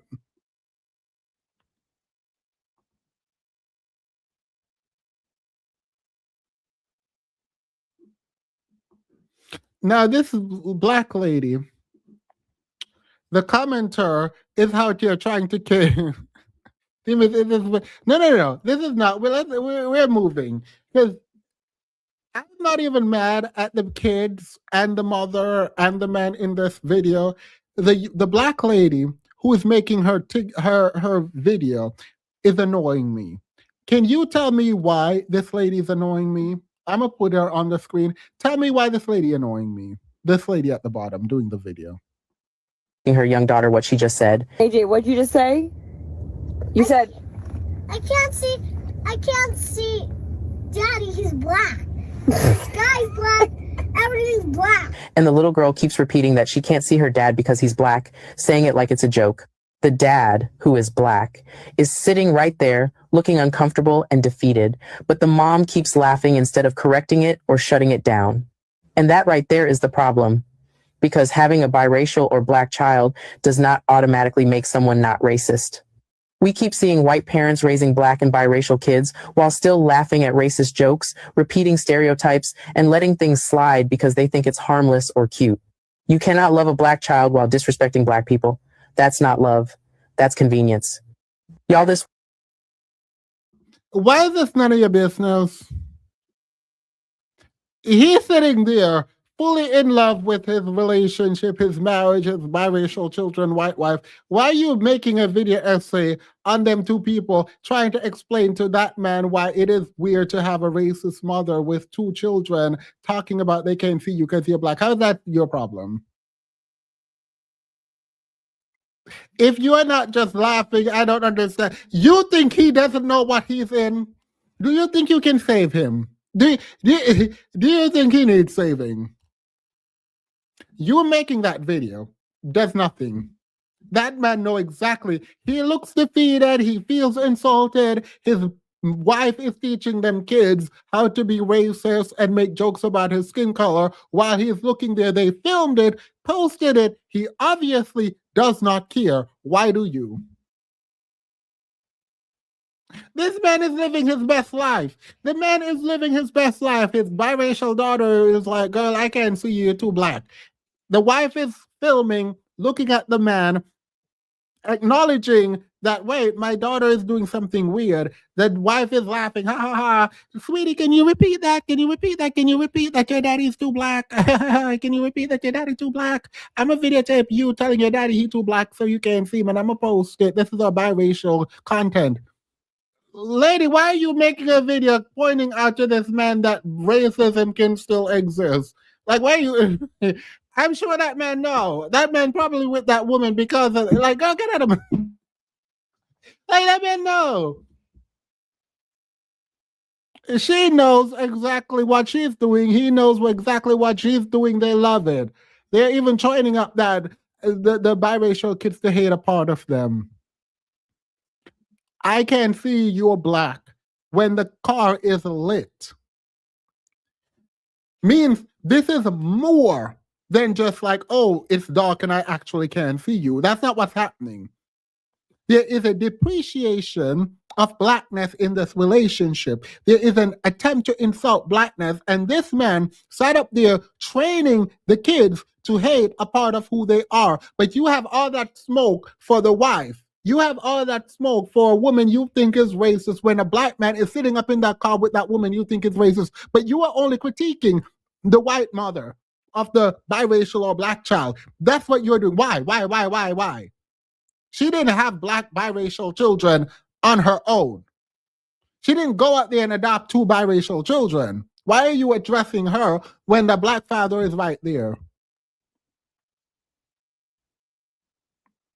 Annoying. Like, oh, yeah, let me tell you why this is. He know it's wrong. He not about to stop next case. He not going to stop. The next black man not going to stop. Why are you out here making... If you're not about to laugh about it, don't do it. If you can't laugh about it, let it go, girl. I were a black man. Girl. And nobody got time.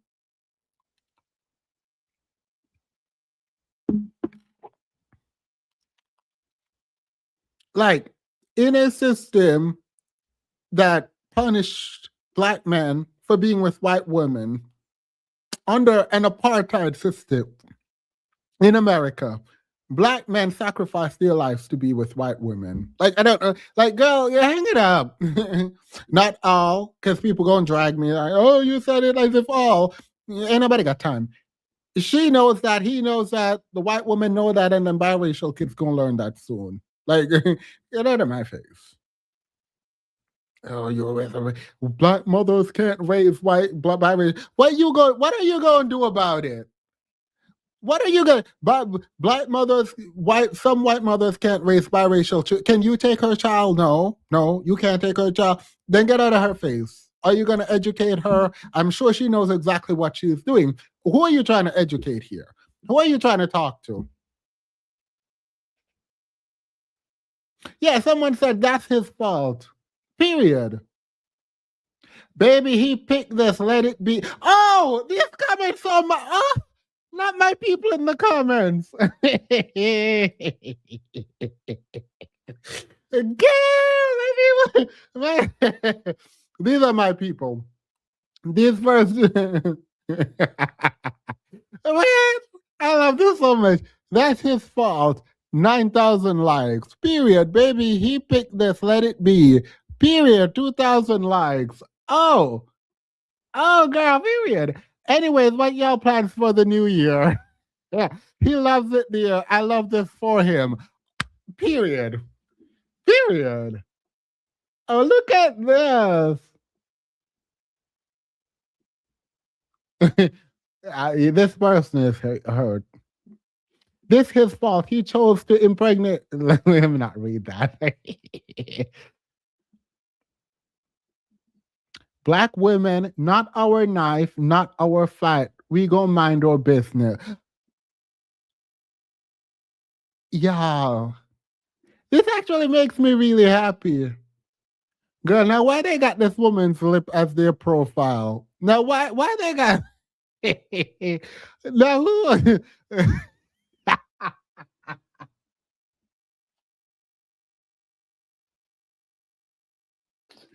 yeah, why they got this?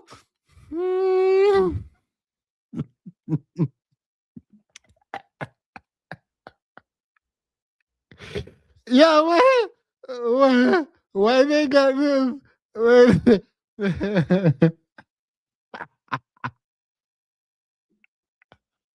That is diabolical and insane. The mother picked him and he is happy. Period. It's his problem. Oh, I ain't reading that.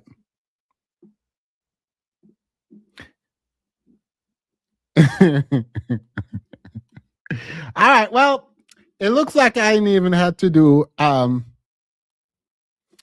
it looked like I ain't even had to do my review had I just gone to the comment section. All I needed to do was just go to them comment section and I would have felt validated. I think the mom says worse at home. The little girl's mom is her first teacher. Yeah. For a child to look at their dad and say that is a problem. But that's not my business. That got nothing to do with me. Good luck to them. I hope he loves it. I hope she's everything he's ever wanted and he's everything she all of that. I whatever, blah, blah, blah, dot. Yeah. Please like the stream. I can't see my likes. Yeah, be telling me you like the stream, but I don't see them likes. Am I? All right.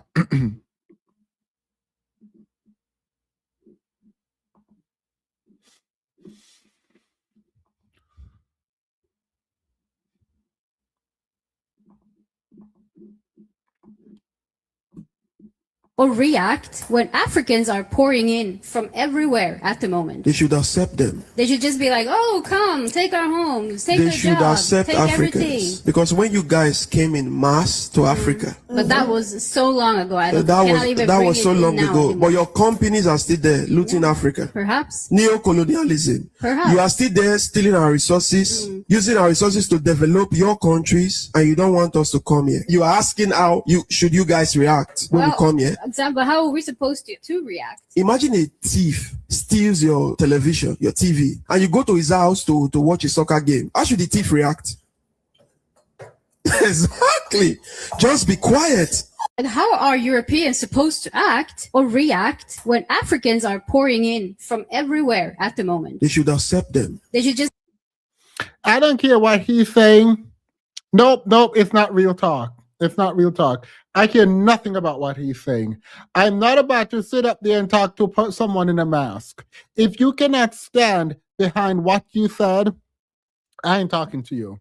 I'm not sitting up there talking to some woman in a mask because they're afraid to be seen as racist. We're not doing it. We're not having that conversation. Goodbye. Show your face or we don't have anything to talk about. Show your face that we don't have anything to talk about. What do you mean? I'm not about to do that. You're not gonna get to be anonymous while talking, speaking that ish, and then what? You go live your no. I'm not speaking to you under a mask. You know what you said was some degeneracy, so we're not going to do that unless you're willing to stand behind it. Oh, so now you can go back to the world and pretend like you're this good, sweet, kind person? Absolutely not. No. Stand behind your xenophobia and racism. I'm not doing it. So for anyone who is like, oh my God, he did so well, blah, blah, blah. No, absolutely not. I ain't doing it.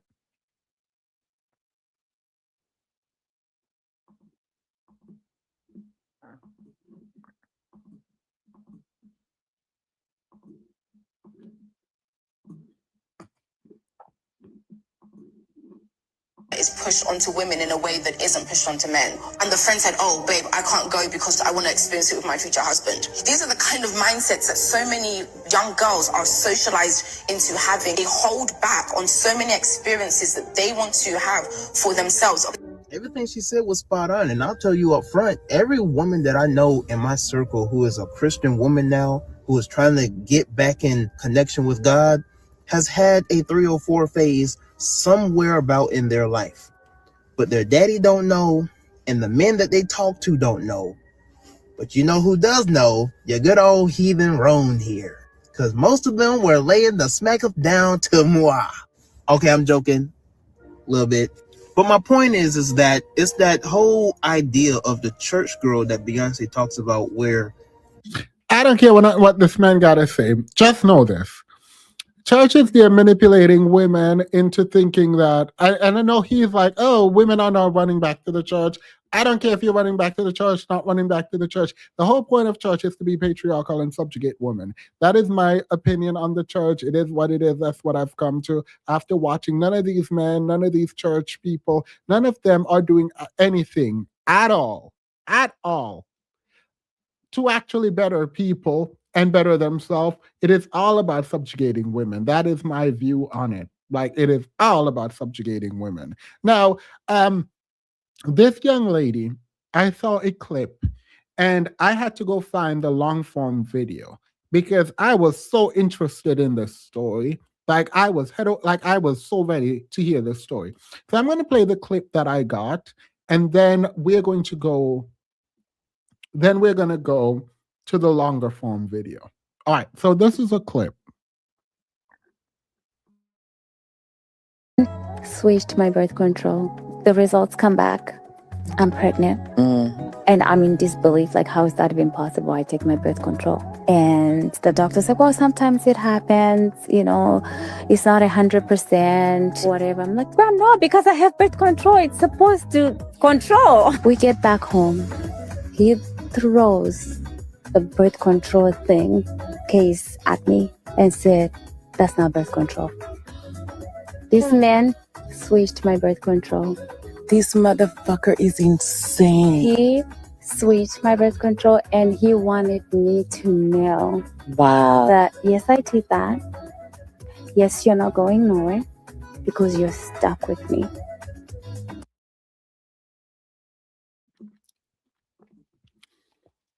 Outside of criminality, the fact that you remain pregnant is wild. The fact that two can play that. The fact, look, I'm not even.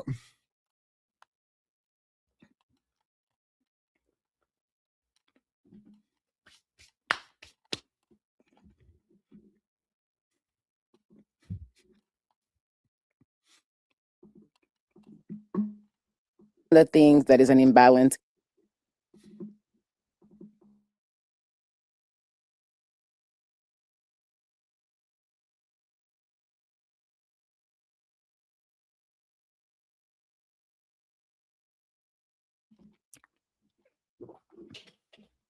Yeah, I let these men run amok. So I have a lot of sympathy for her, and I felt really, really bad. So I was like, no, I need to go find this full story. Like, I need to find the full story. I need to know what happened. Because There has to be a reason why she kept it. And so this is the full story.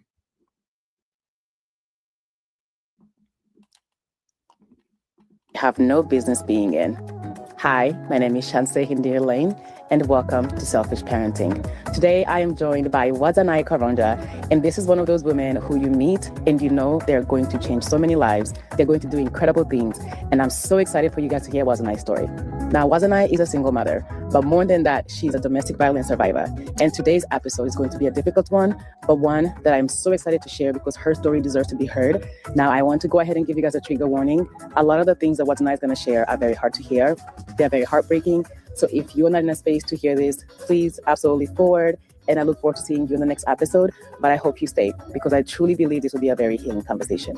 Hi, my name is Shanse, and welcome to Selfish Parenting, the podcast that gives you permission to be, well, a little selfish while raising incredible children. This is where we are going to flip everything you've been told about parenting upside down. Have a seat, relax, and enjoy the show, y'all. Now, what tonight? Welcome to Selfish Parenting. How you Thank you feeling? for having me. How you I'm feeling? excited. I made it. Nervous? Excited? I don't know what to expect with you, but I'm here. I'm excited. For those of you who don't know, Wati is actually also my cousin and my best friend. So this was a very exciting episode for me to film. Hi. I've been trying to get her in front of a video, in front of a camera for years. And I hate it. So I'm excited for her to be here. I know she's a little nervous, but really, before Wati even really shares her resume with you guys, Wati not only has been a single mother since before she gave birth. I will not tell you how many times people meet her and are unable to tell that she's doing this by herself. Wati has worked years in not only advocating for women, but she works in an industry dominated by men. Wati not only went to school, graduated, she's also currently about to get her master's degree. Wati is a true definition of a survivor, but more than that, she's an inspiration to more than just me, but women all around the world. So Wati, tell us how you became a single mother. How did you fall into single motherhood? Wow. I wasn't expecting that to be my first question. Right. Okay. Well, I think that single motherhood is not a choice, right? I mean, when we're all growing up, we have like these big dreams. I'm gonna, grow up and get married and have babies and have this big house with my husband and all of that, right? But then you get to the age where you're like, okay, now I'm with this person, and because of maybe lack of knowledge or whatever it may be, you fall in love just with whatever they're showing you, right? Because that's what you think love is, because you really don't know much about it, right? Like us growing up, that's not something that we're taught or that we see a lot. Especially right? growing up African. Exactly. Yeah. And so whatever little attention you get or whatever they show you, you think, oh my gosh, this is I guess what love is supposed to be. And then later on you find out, oh my gosh, I don't think it's supposed to be like this. But at that time you're a little too far deep into it. You can just walk away. And it's very funny that I hear a lot of people talk about, oh well, why didn't you just leave? Why did you stay? And things like that. It's not as easy as just getting up and walking away, right? So to answer your question, this was just a story about a girl that fell in love with somebody that turned out to be the wrong man. When you say wrong man, explain to us what that looks like. The wrong man, the man that you think is one way and is actually a completely different person. Somebody that shows you a side of them. This comment is very interesting because she's going to talk about it. I don't know if she meant to admit it, but she's going to say something that I thought that lady from the Diddy documentary was also saying, where she said she's essentially better than other women, right? But that's not what she said. And I don't want to put words into her mouth. I think she was more, sorry, Keela, I can't read your text.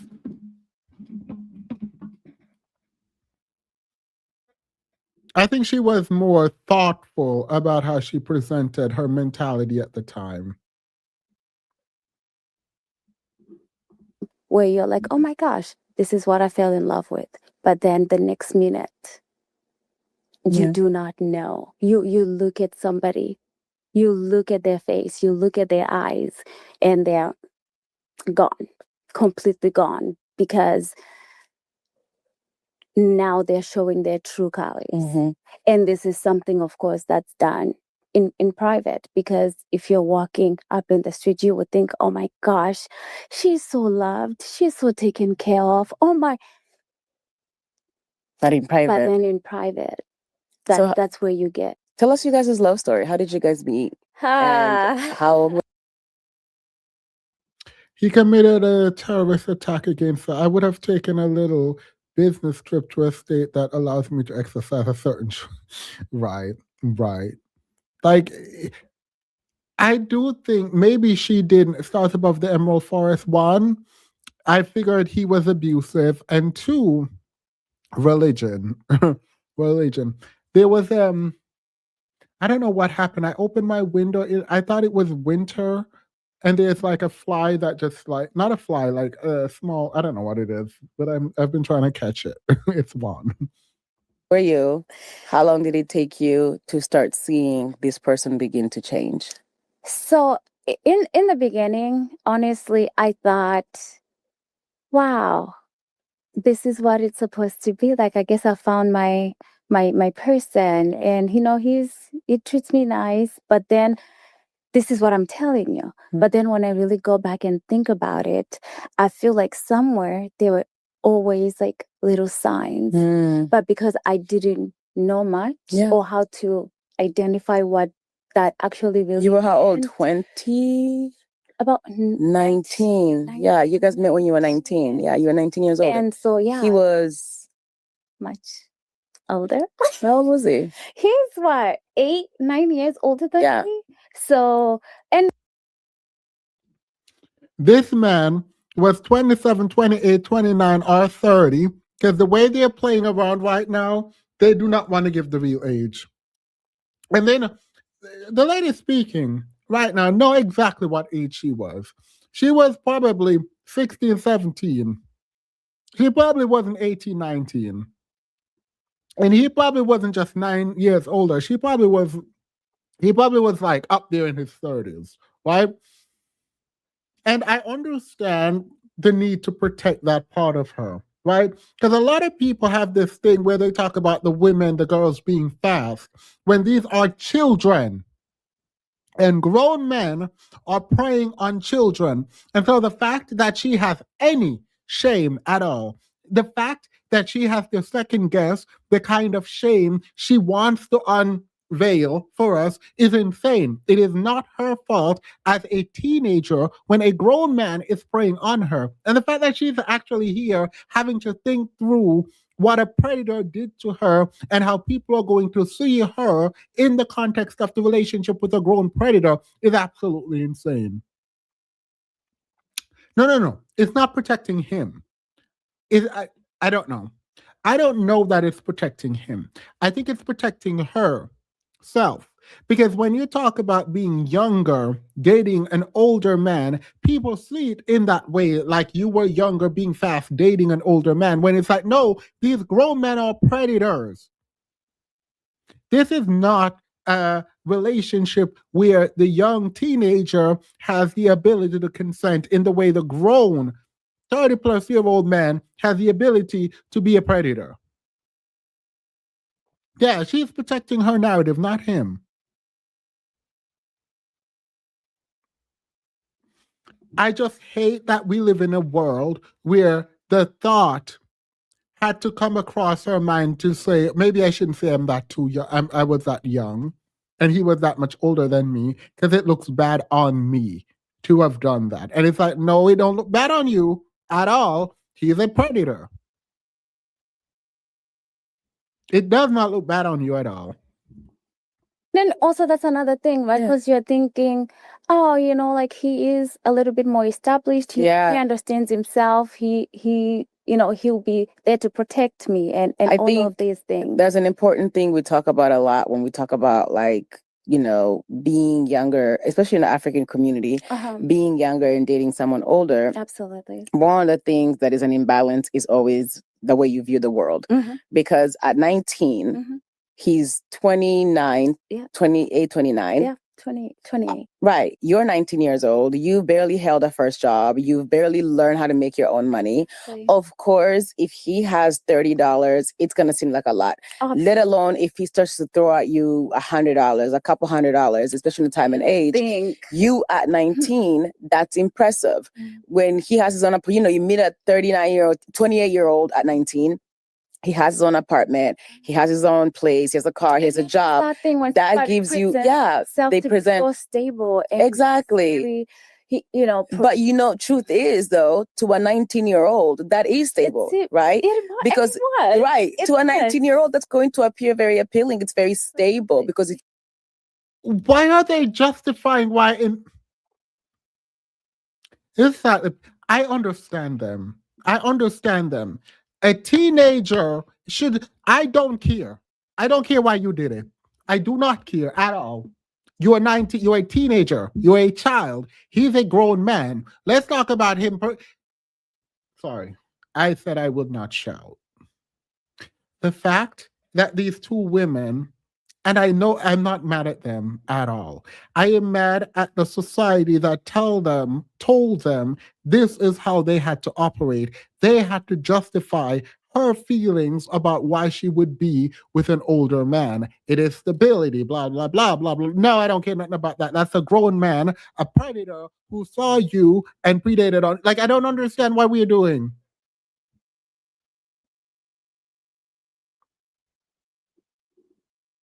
if you look back, you're thinking, now we can look back and be like, what was that? But also nuance, life, experience. And because that is now also the thing about that, right? When we want to talk about, but you're only 19, when you're not home, also life happened. Yeah. Right? So at that point I was actually out of the house and I was on my own. So we have to talk about the loneliness of things. Yeah. Right. So then when you then see somebody that acts like, oh my gosh, like I just wanna.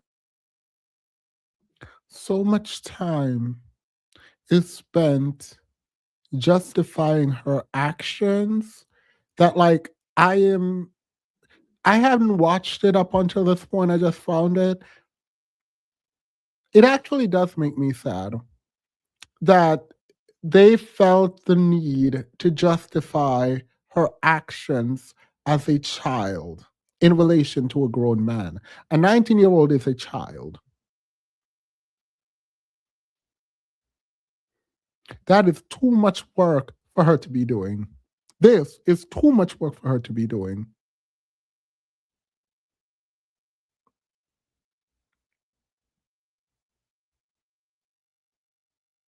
And the reason it's sad is because we know what this man is about to do to her and her birth control to trap her. We know what is going to happen. So it is sad to see her having to justify to the public and feeling like she has to justify to the public about why she made decisions as a child and why she's blaming herself. Like this is not okay. This is not okay.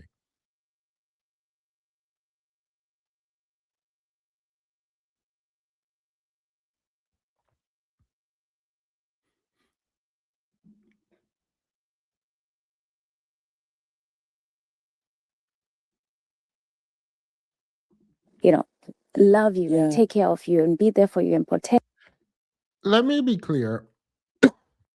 The reason this pisses me off is when I was in Jamaica, I knew a lot of girls in high school, and high school for us started in 7th grade all the way to 9th, right? High school is not just 9th grade in Jamaica. It starts in 7th grade. And there were young girls who were my friends who were dating taxi drivers and scammers essentially, who were 25, 30, 40, grown men. And because I wasn't at this point, I had gone to The UK, Jamaica. My family, my mom has been traveling. So, like, I wasn't in the Jamaican culture in that specific way.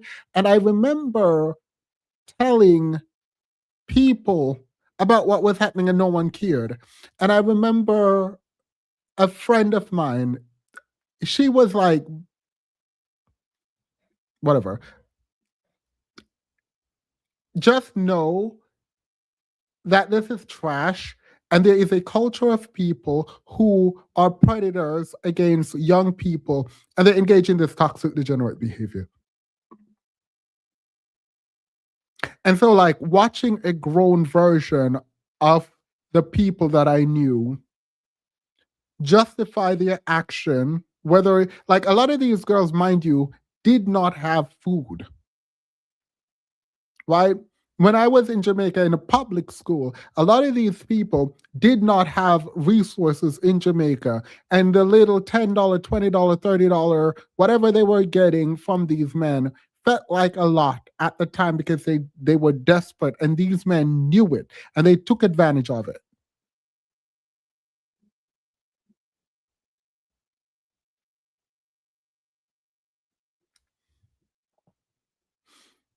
Yeah, it just feels like a lot of a generation of people just lost their childhood.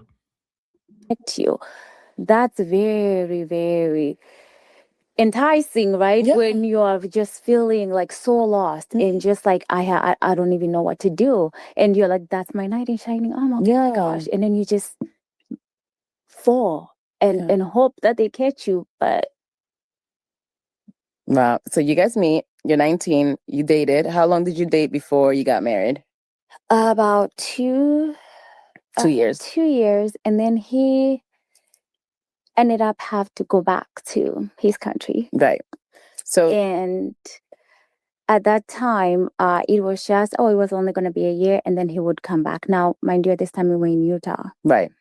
And so the idea was we'll continue dating. Mm-hmm. And then once because he had come, he had come on a student visa, and it had expired, and he was told like he had to go back for some time but before he could apply to come back. That's really how that story played out. And so in that time that he had to go back, we had decided that I would visit, right, to just like all that is getting situated, I would just go visit. I don't think it's void of concern. They're friends. I think they know the story. I think culturally, and this is my problem, I think culturally, younger girls are expected to date these older men, and no one cares. And I think they're just justifying it to us that, oh, I was a teenager and this grown man was dating me. Let me explain why I dated him, as if like we care. Like whatever reason you dated him, it does not matter at all. He's the one wrong in this situation. And so I think they're justifying it. I think they've already worked through this. And even in her dating him, to them was not, the age gap was not a problem. Look, I think again, the reason it's a problem is I remember like running around like my head is chopped off, like getting into arguments with grown men. I was a child, and when I was younger, I was skinny. You should know my nickname in Jamaica. And I was arguing with old grown men about this. I was going to my grandmother. I was going to the principal. I was going to the teacher. No one cared. No, I felt like I was just literally no one cared. It's funny because the R. Kelly thing that we now understand now, that happens all across Jamaica. Like on a regular day, and everyone is just immune to it. A lot of these girls have to get tough because of this. A lot of these girls are like traumatized. Like if you talk to them, they just go off because they've been it's just a ton of trauma, like just repeated trauma.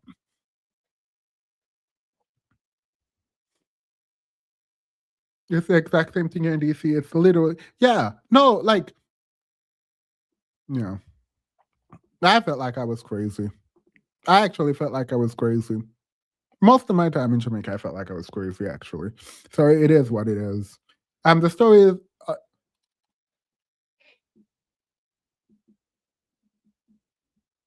Sorry. The story is ubiquitous. Culture and poverty is trauma. Yeah.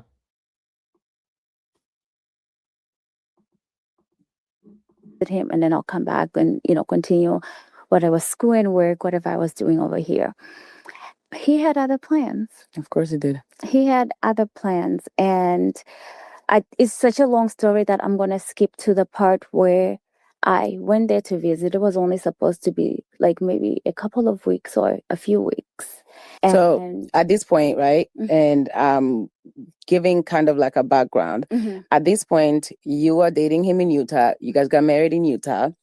He is showcasing to be one person. While you are in America, absolutely, he's being kind. He's never put his hands on you. He's never done anything to make you think there's something he would do. So there will be like times where the voice may be raised, but it's kind of one of those things where you go into yourself and be like, oh my gosh, did I just make him do that? Because he doesn't do that. Like, what did I? By the way, sorry, I should have said this before, but better late than never. Trigger warning. I mean, at this point, we all know what we are watching, but I just wanted to say trigger warning. Even raising his voice was out of character. Was out of character for him, because this was you would think was the most nurturing man, the most calm man that I was like, oh my gosh, I'm so lucky. Wow. Right? But then there would be times where it would just switch, or sometimes he would just be extremely quiet, where you're just asking, is everything okay? Like, are you okay? Like, did something happen? And it's just like those mood swings that would feel very, very cold, very unsettling. Like, as we're sitting right now, I can, like, you can feel his energy, and like his would just feel scary. But that's not something that I could ever really understand at the time, because mind you, he hadn't put his hands on me or nothing like that. So I just thought he's stressed about something. And also this is around the time where, the immigration stuff was going on, and about some, like, maybe that's what's stressing him out and all of that. But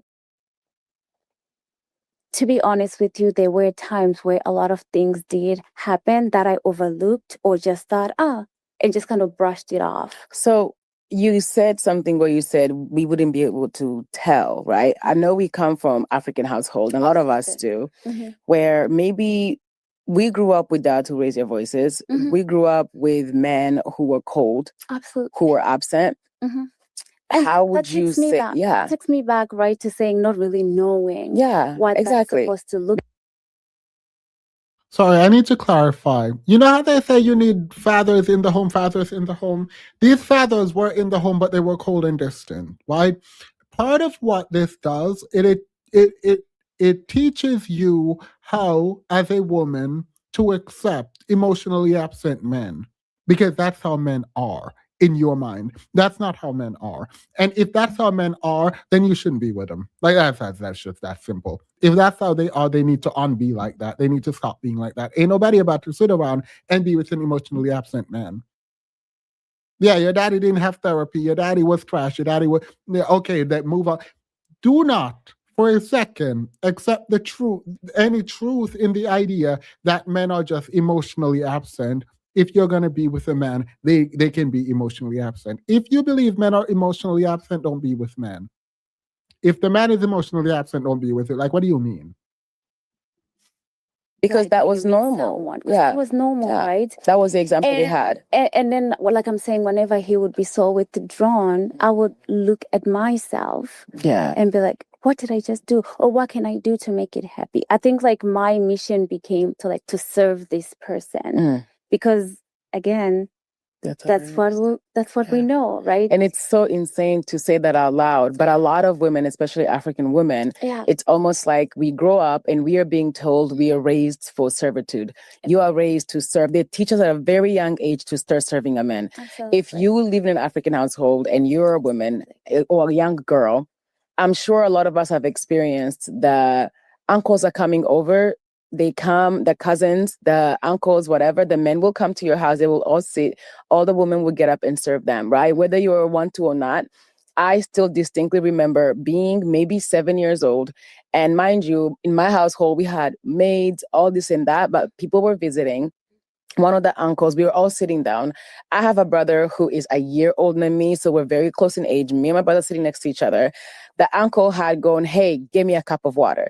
Now, not in like, hey, can you help me give me a cup of water? Mostly like, go do this for me.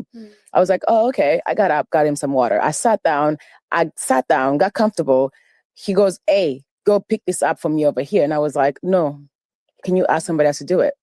The whole house lost it. The uncle screaming, how disrespectful. And I'm like, well, why don't you ask my brother? He's sitting right next to me. Right. Same thing, right? Same reaction. It was like, I basically just killed the entire household, screaming at me. Look. Mind you, this is one thing that I'm very proud of. Ask anyone in my family about this. The men in my family hate when I'm around, because that's not going to happen.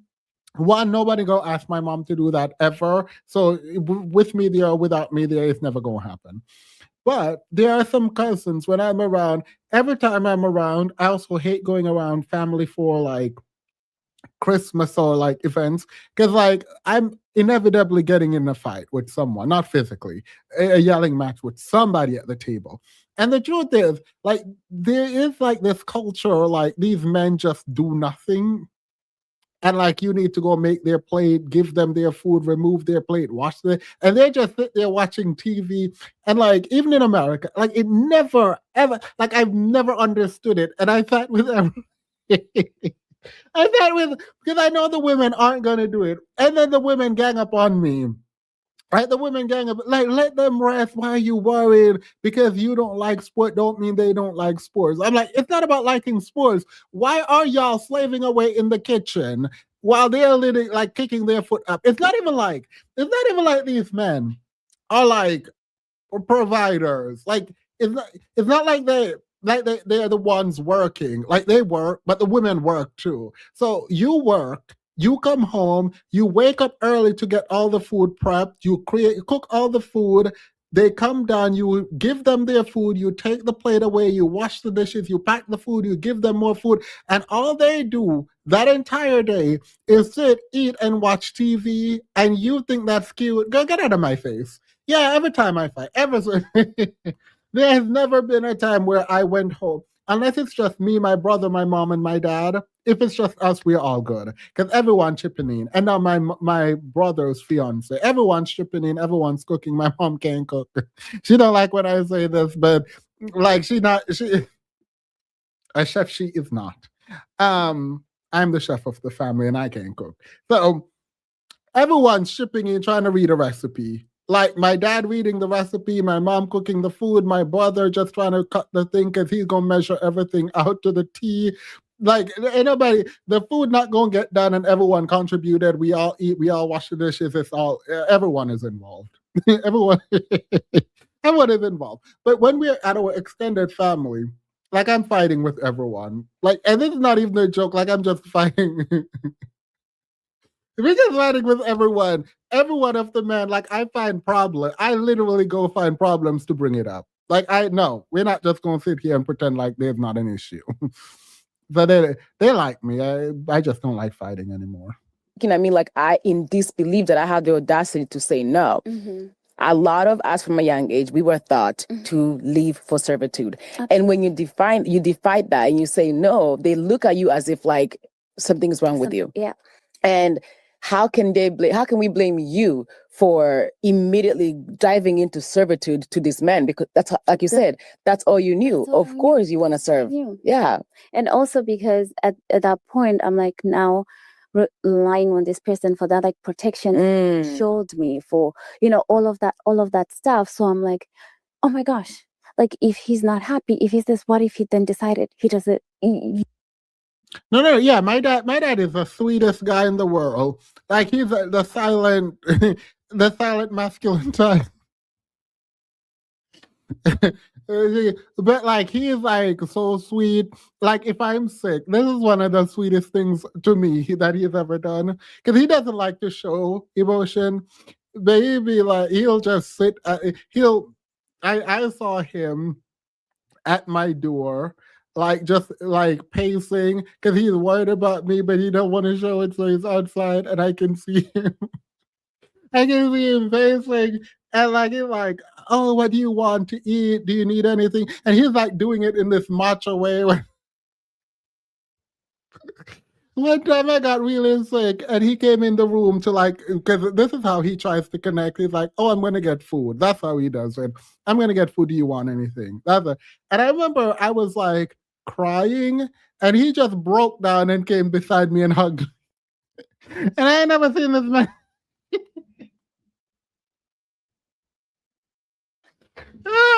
He's a lovely guy. I promise you, he's a sweet guy. You won't tell because he won't talk until he gets to know you. Yeah, just hovering. You know what I mean? So it became a thing where I had to make sure, or always make sure that. No, I was a sickly kid. Yeah, I was sick every single day. I was sick. If someone coughed in my direction, I was sick. If there were more than 3 children around me, I was sick. If I went to school and they changed anything, I was sick. When the weather changed, I'm sick. It is now that I'm older that I'm not always sick. My mom knew I was going to be a problem because I was always sick. I thought I was healthy. I was always sick. Catch me on a good day, and I would make the argument that I was super healthy as a child. But actually, the amount of time that I went to the hospital, the amount of time my poor brother would sit at my bed. He shows affection. He would sit at the foot of my bed looking at me, and like he's holding back tears because I think he thought I was dying. Girl, my poor brother, he would skip work. He can't cook. He can't cook, and he would be trying to make me food, and I'm sitting there like, I ain't eating that. No, I'm kidding. I try to pretend I'm eating it. When children are served last while the men eat first, that is completely unacceptable. I don't care about culture. It is wrong. It is wrong. If you're the leader, you eat last. What do you mean? This person was happy, no matter if I was happy or not. Right. Yeah. That was also I feel like as a young person, number one, like mistake, I would say, is, I don't know, even call it a mistake from not knowing better, right? Because how did I think I would make anybody happy if I wasn't happy? Also, who has the power to make anybody happy? Yeah, it's not your job. It's not your job to make somebody happy. Exactly. Especially and that's where I was functioning from. Yeah. And I think that is something he saw from me from the beginning, and he was like, bingo. So you go, you're supposed to be visiting, you go to his country, again, his country's in Africa, you go to his country where you don't speak the language, he's the only one you know, you're supposed to only be visiting for a month or 3 months. What happens next? The first night,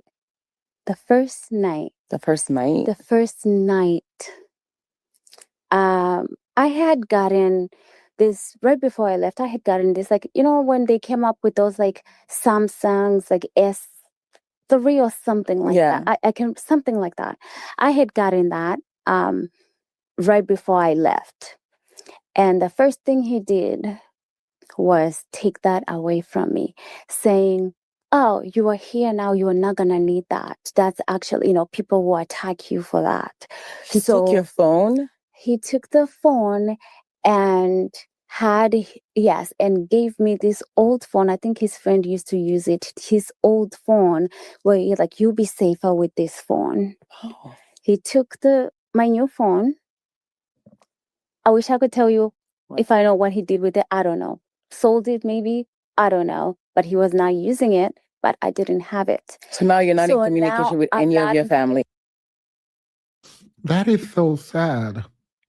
Because he's isolating her. Sounds like you came from a good family. Yeah, my family. I think my mom, my dad, my brother, I think they loved me. I know I felt loved my entire life. So like when mothers are jealous of their daughters and fathers don't like their sons and like lead their sons into degeneracy. I know what none of that looks like in in reality. That's why I made a live talking about how we should take care of our parents. And girl, the girls in the chat dragged me for filth. For a month straight, y'all dragged me for filth. Even though I said good parents, y'all cared nothing about y'all cared nothing about me saying good parents. Y'all dragged me. How dare you tell me to take care of my mom and dad? I don't like that woman. I don't like that man. Children shouldn't take care of their parents. We're not obligated to take care of. Like y'all went in for weeks, and I'm sitting here like, girl, I said good parents. You should take care of good parents. I didn't say you should take care of trash parents. Y'all dragged me for weeks. And I laughed about all of it because I ain't changed my position. With anybody, and I have this old little phone. Some man told my mom I was gay. So they were like, yeah, no, the way he talks and stuff, he's gay. What are you gonna do about that? And my mom was like, what? Like, you know he's gay, right? And my mom was like, gay? Also, what should I do about it? And she was like, look, I don't know about you, but as Jamaicans, we need to make sure our kids are tough.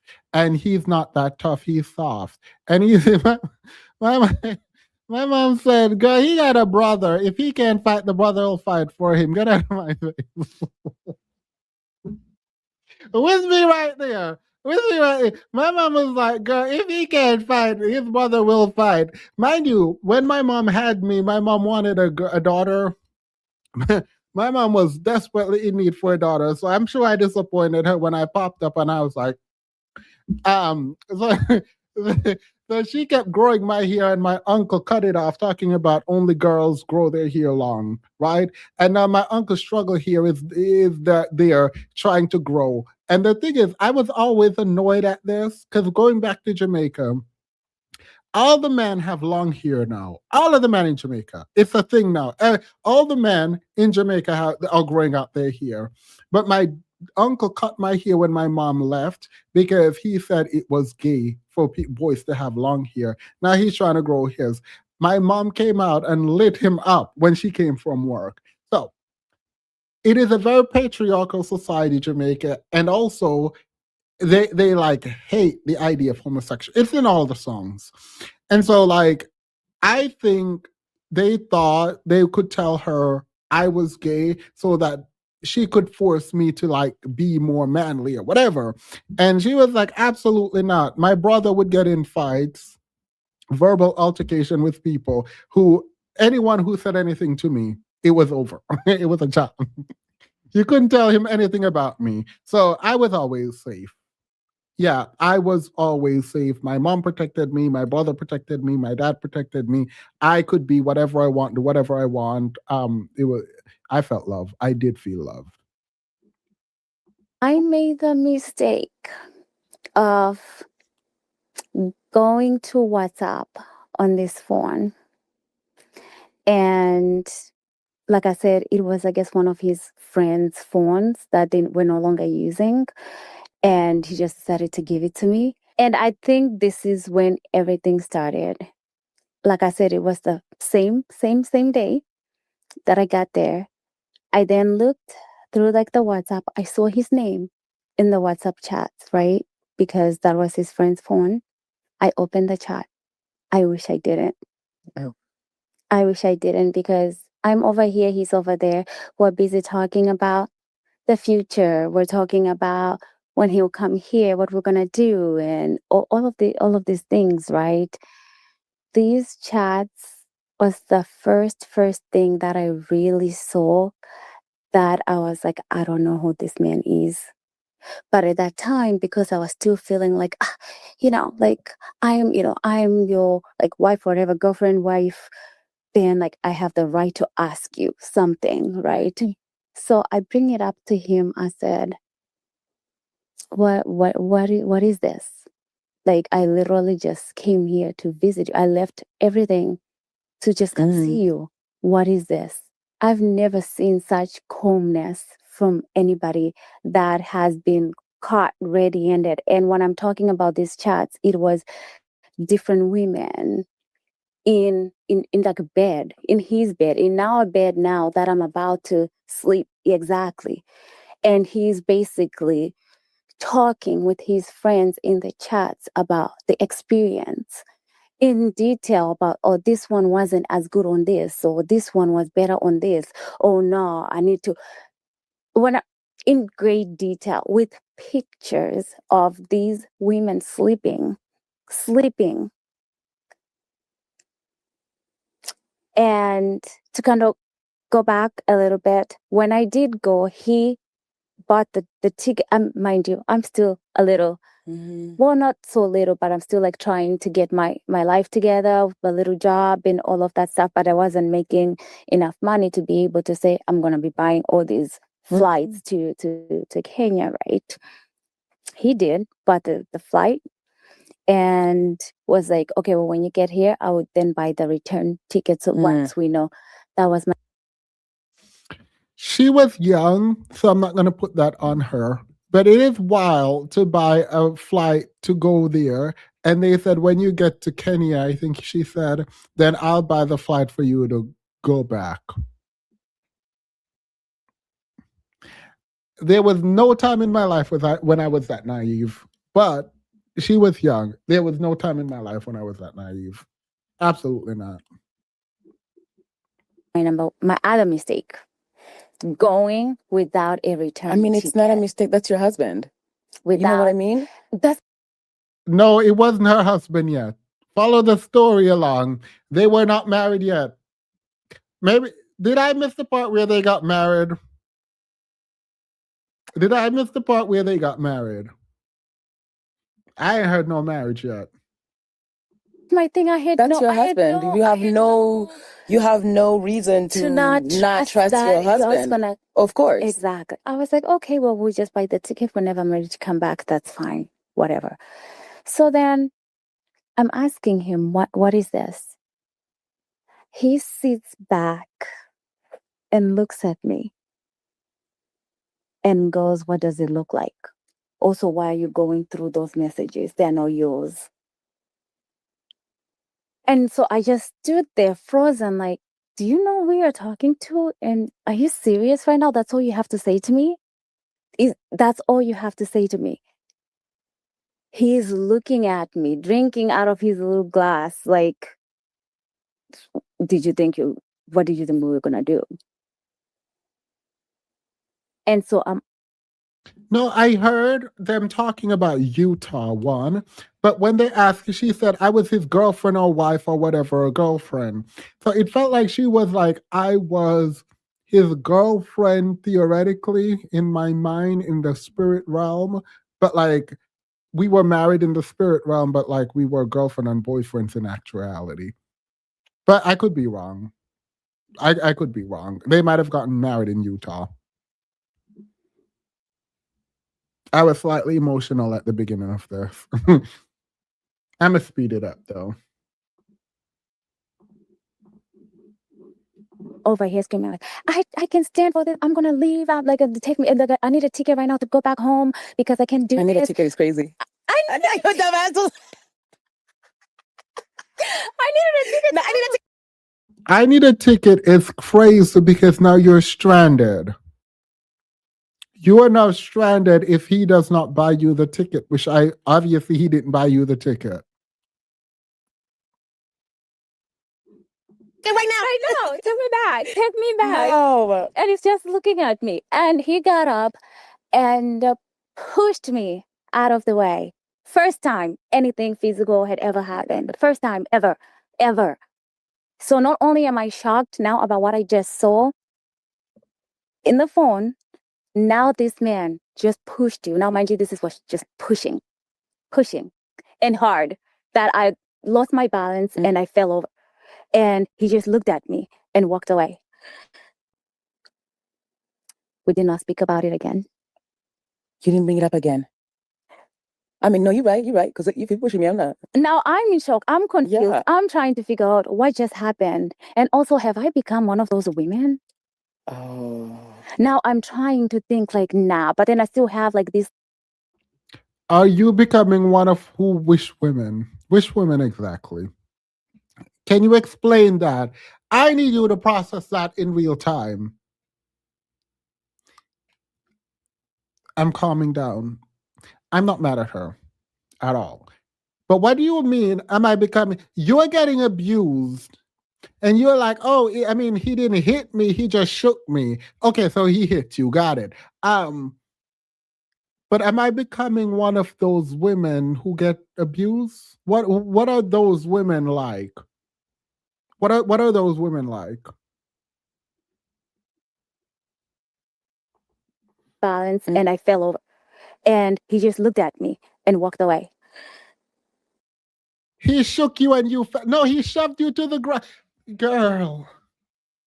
He shook. He just pushed me and I fell. No, he didn't hit me. He shoved you to the ground, but he didn't hit you, girl. Got it. We did not speak about it again. You didn't bring it up again. I mean, no, you're right. You're right. Because if you're pushing me, I'm not. Now I'm in shock. I'm confused. Yeah. I'm trying to figure out what just happened. And also, have I become one of those women? Oh.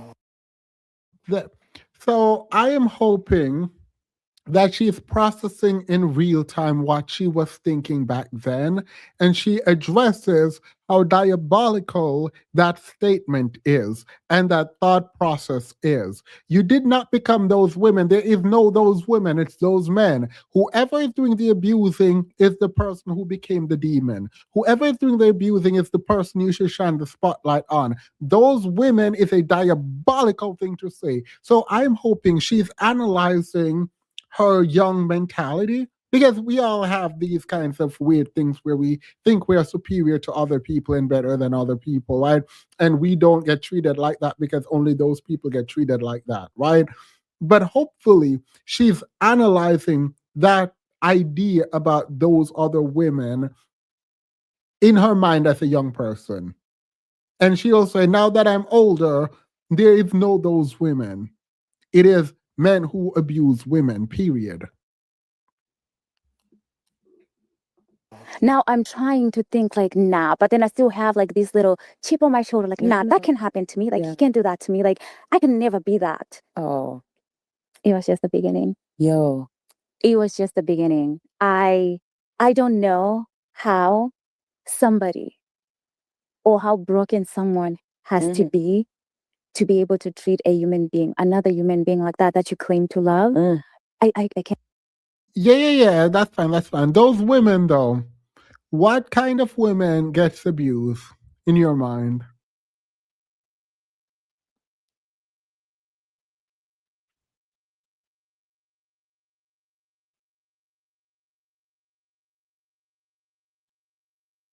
That's insane to me. That is an insane. We all think we're going and evolved until a lawyer reviews our conversation. I'm not even trying to dissect it. It is speaking to a mentality about I'm better than those kinds of women. I wish there was an engagement with that, because there's a part of me, maybe it is hopeful, right, as opposed to actual reality.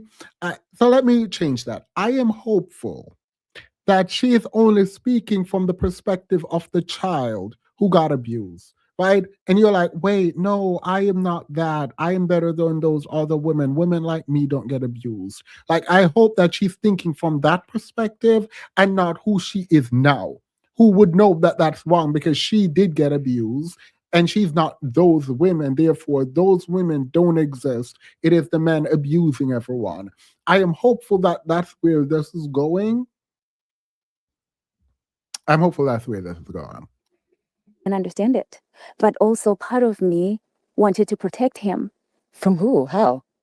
Because you have to understand, I'm in this country with nobody else.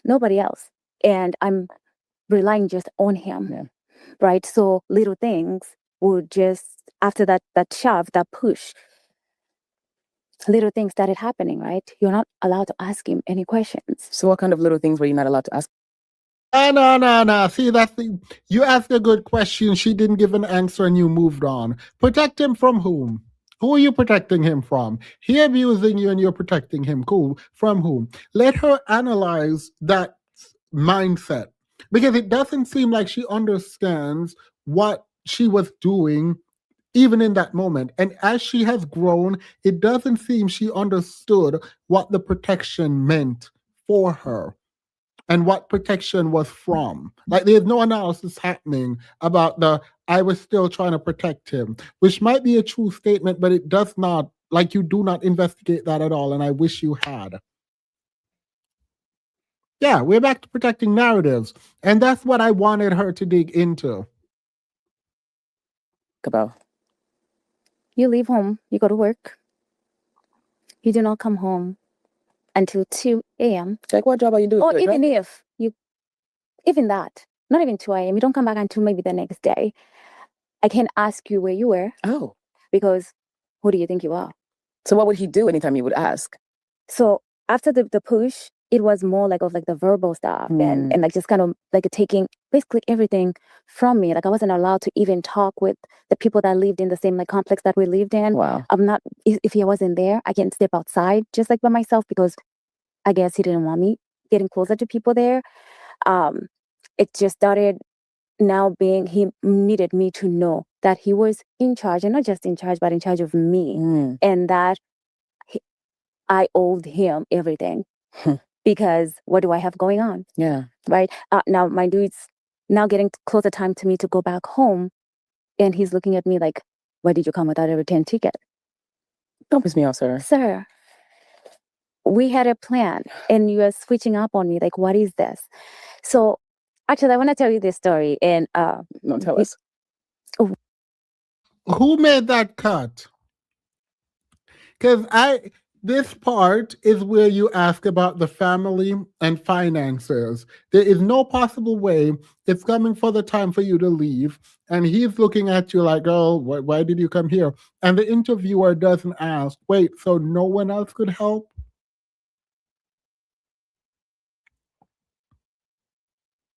This is sad. He isolated her. But as an interviewer, I felt like the very next set of questions has to do with her family and what she could afford and not afford. One of the things that actually happened was that he had a friend, right, that came over to visit us. I'd never met this man in my life. You're bringing him in our home. And as a serving wife... as you are. Huh? What do? You cook food, you make sure everything is straightened out in the home. I served the food.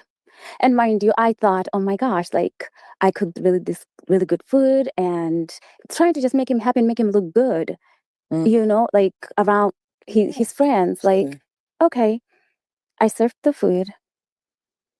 I made the mistake, apparently, of serving more rice to his friend than him. We're talking about rice. Now, mind you, there's plenty of leftovers. When I'm serving, I'm not counting grains of rice. Like which plate has more? Apparently I should have, because what followed, counting the rice wouldn't have been such a task. I know I'm laughing, but I set the plates on the table, and as soon as I did that, there was this shift. I promise you, I knew. By then, I had learned to read him so much that I just knew something was wrong or I had done something. Now I'm trying to figure out, what did I just do? Not her developing anxious attachment in her adulthood. The fact that you can read everything about this man is wild. So you serve a plate of rice with meat. This is insane. This is actually insane. What did I just do? And for somebody that had been saying, oh, how hungry he was, now he's just moving his food around his plate with a fork. He's not really eating. And I'm asking, is the food okay? Do you want something else? Like, what do you need? What can I do? What can I give you? All that. He's like, it's fine. Now the friend is eating food, talking about, oh, this is really good. Wow. Oh, you're a lucky man. And this is, oh. And he's just sitting there simmering and turning blue in the face, like getting, and I could feel him getting angrier and angrier, and just you could tell him how he was looking at me, and his eyes would get like this red, like you're not crying, you don't smoke, like why are your eyes getting that red? Like such rage going through him. Then his friend left. He walked him outside. I picked up the dishes. I took them to the kitchen to start like cleaning up. He walked back in, and I turned back to look at him because I had been like doing the dishes. As soon as I turned back, I was met with the biggest slap. And that is the first time I can say the palm of his hand ever really touched my face or ever really touched me. It knocked me back. I hit my head by the wall, and I just kind of sat down. And I'm asking, what was that for? Like, what did I do? He goes, what is going on between you and the friend? And I said, what do you mean? Like, I've never met him. I don't know him. And you are here. Like, I don't know what you're asking me. He said, well, why did you give him more food than me? And my head at this point. The next meal he ate would have been his last. The next meal he ate would have been his last. No. You do not put your hands on me. And then to say what's happening with you and the friend I don't know that you brought in here, and you were mad because I gave him more food than. I'm not advocating for this. I'm not advocating. Just know, don't put your hands on me. That's first. But also, like, the reason you put your hands on your wife is because you thought she gave more food to another man than you in your house. These little insecure men, girl, absolutely not. These little insecure men, absolutely not. I feel so bad for this woman. I am so sorry, young lady. That is insane. That is insane.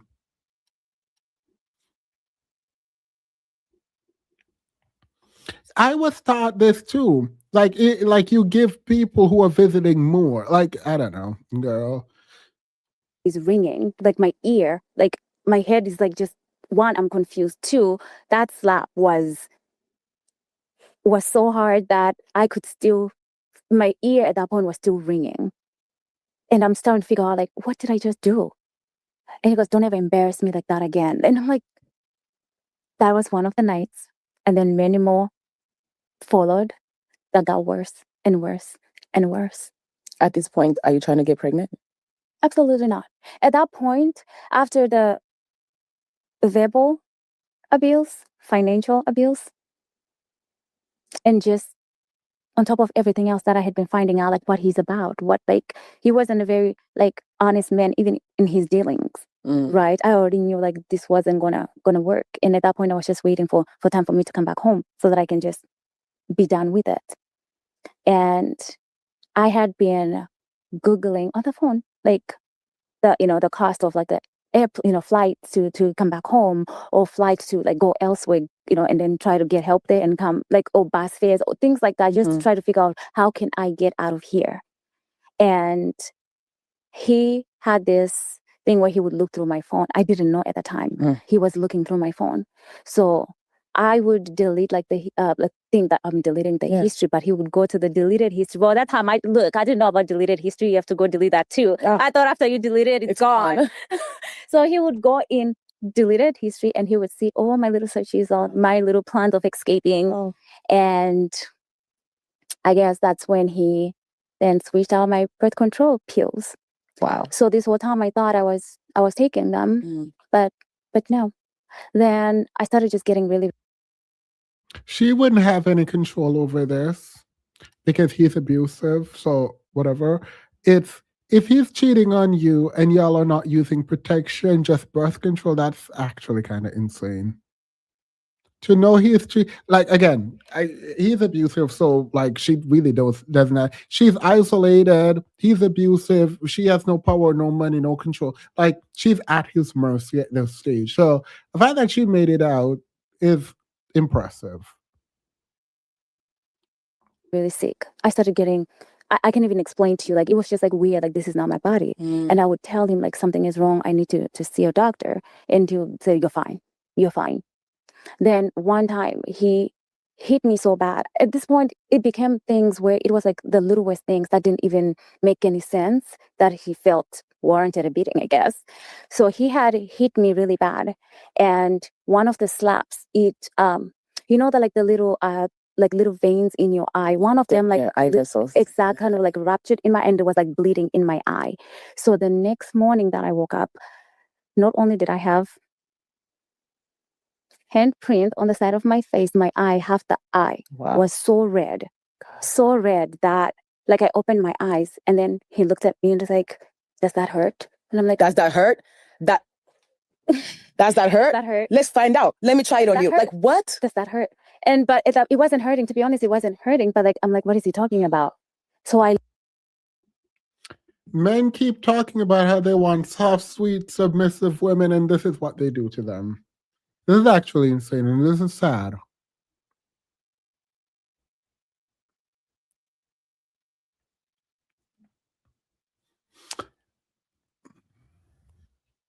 I'm not going to say that because I don't want to be preaching things online that is toxic.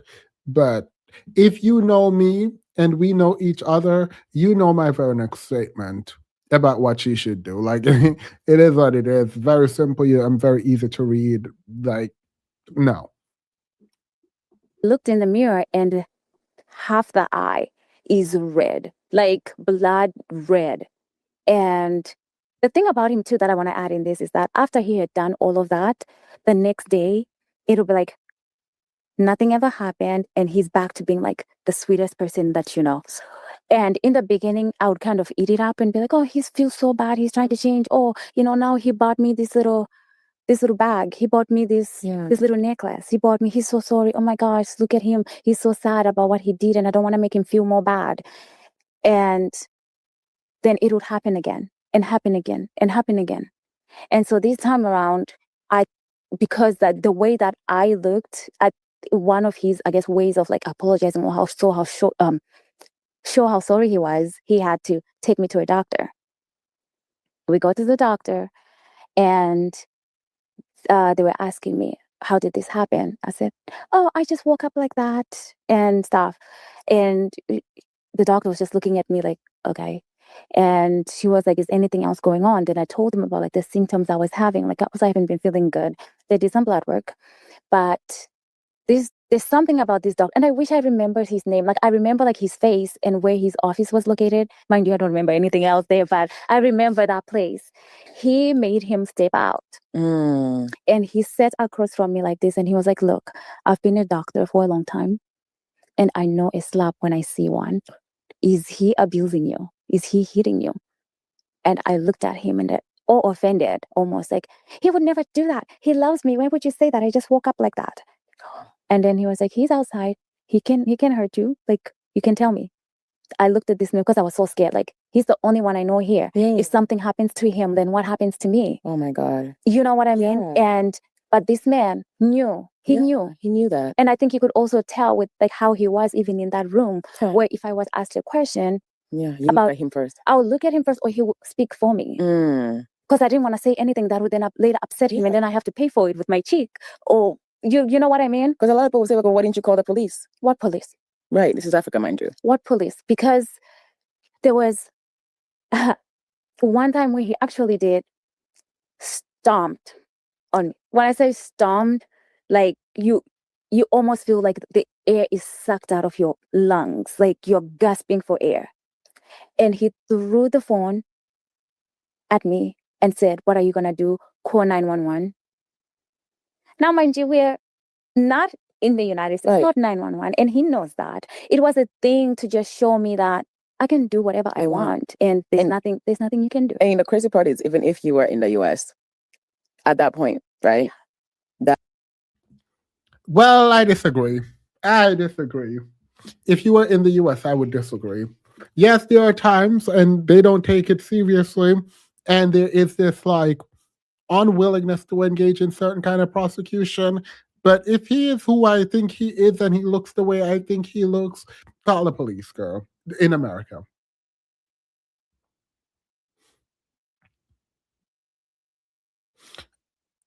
I understand why she did not tell the doctor. I understand why she didn't call the police. I understand. I have no ill will, nothing to say. I have no negative words towards her. All I feel for her is a tremendous amount of sympathy. I think people in these situations react differently. And you can tell she's like someone who is like, was very afraid and didn't act or speak up for herself. And that's the kind of women men seem to really like to abuse because they're like, we want you soft, sweet, and submissive so that you can fight back. And that's sad. That's really like to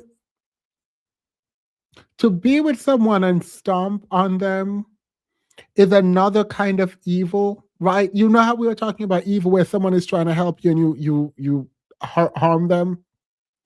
To have someone who is physically weaker than you in a relationship with you and stomp on them where they lose breath is actually kind of insane. Like that's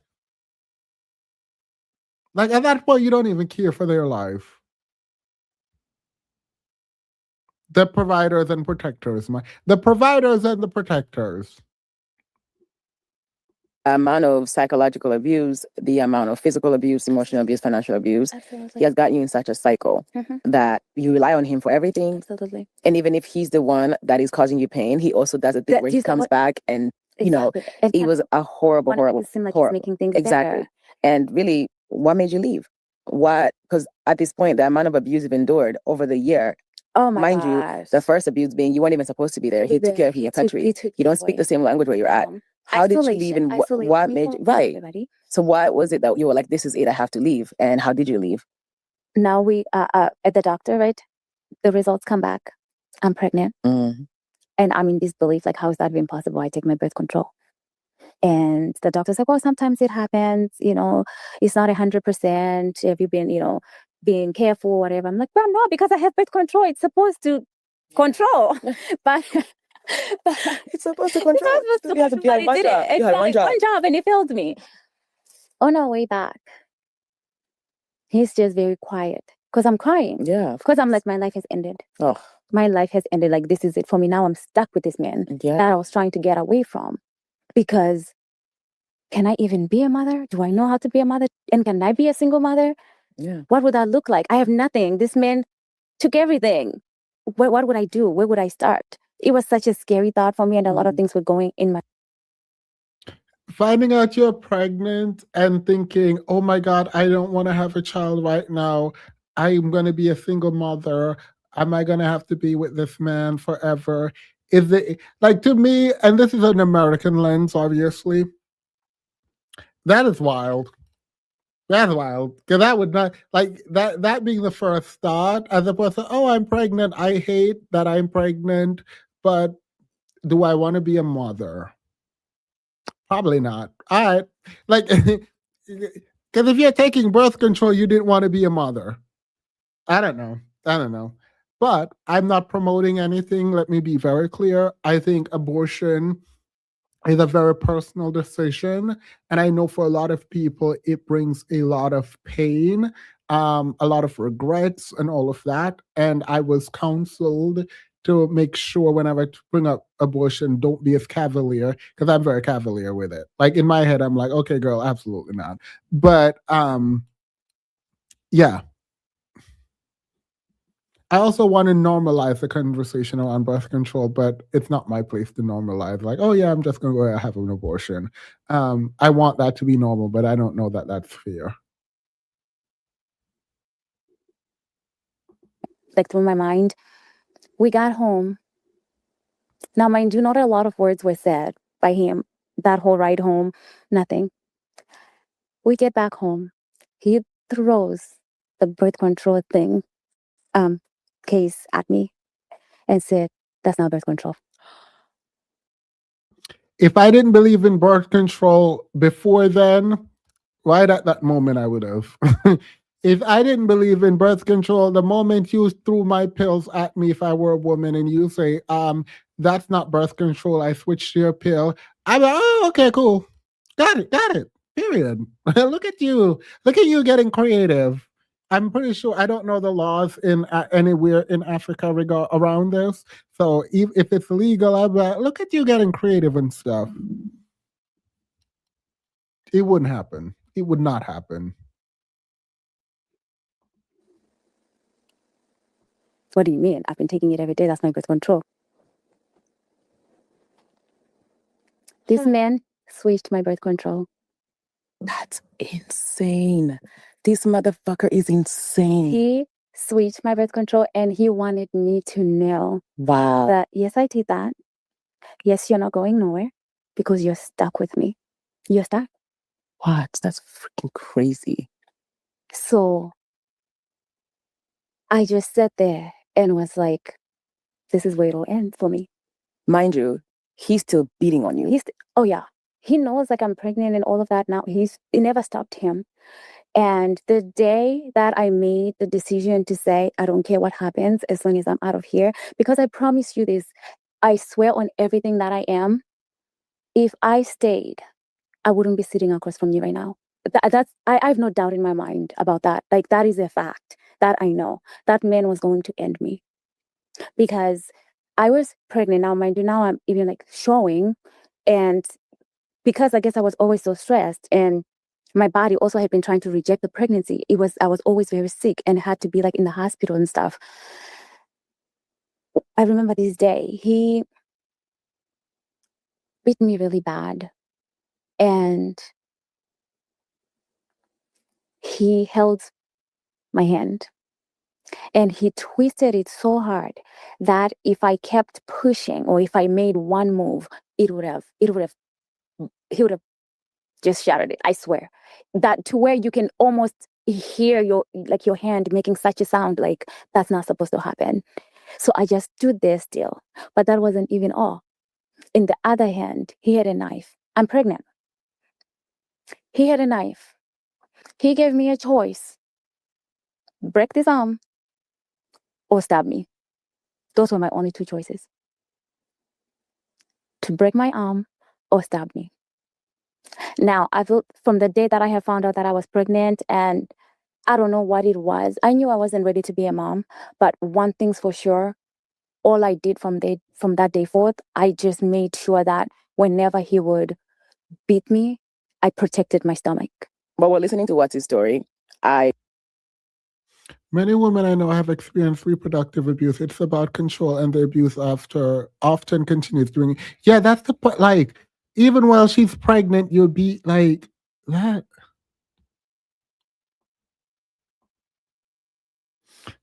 Thank you, Dash.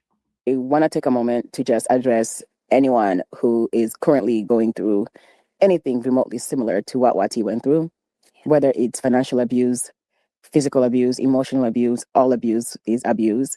Please. And it doesn't get better. Absolutely. It doesn't get better. Please get help. Please, if you live in the US, we're going to be putting some phone numbers in the notes for you guys to call some hotlines, wherever it may be.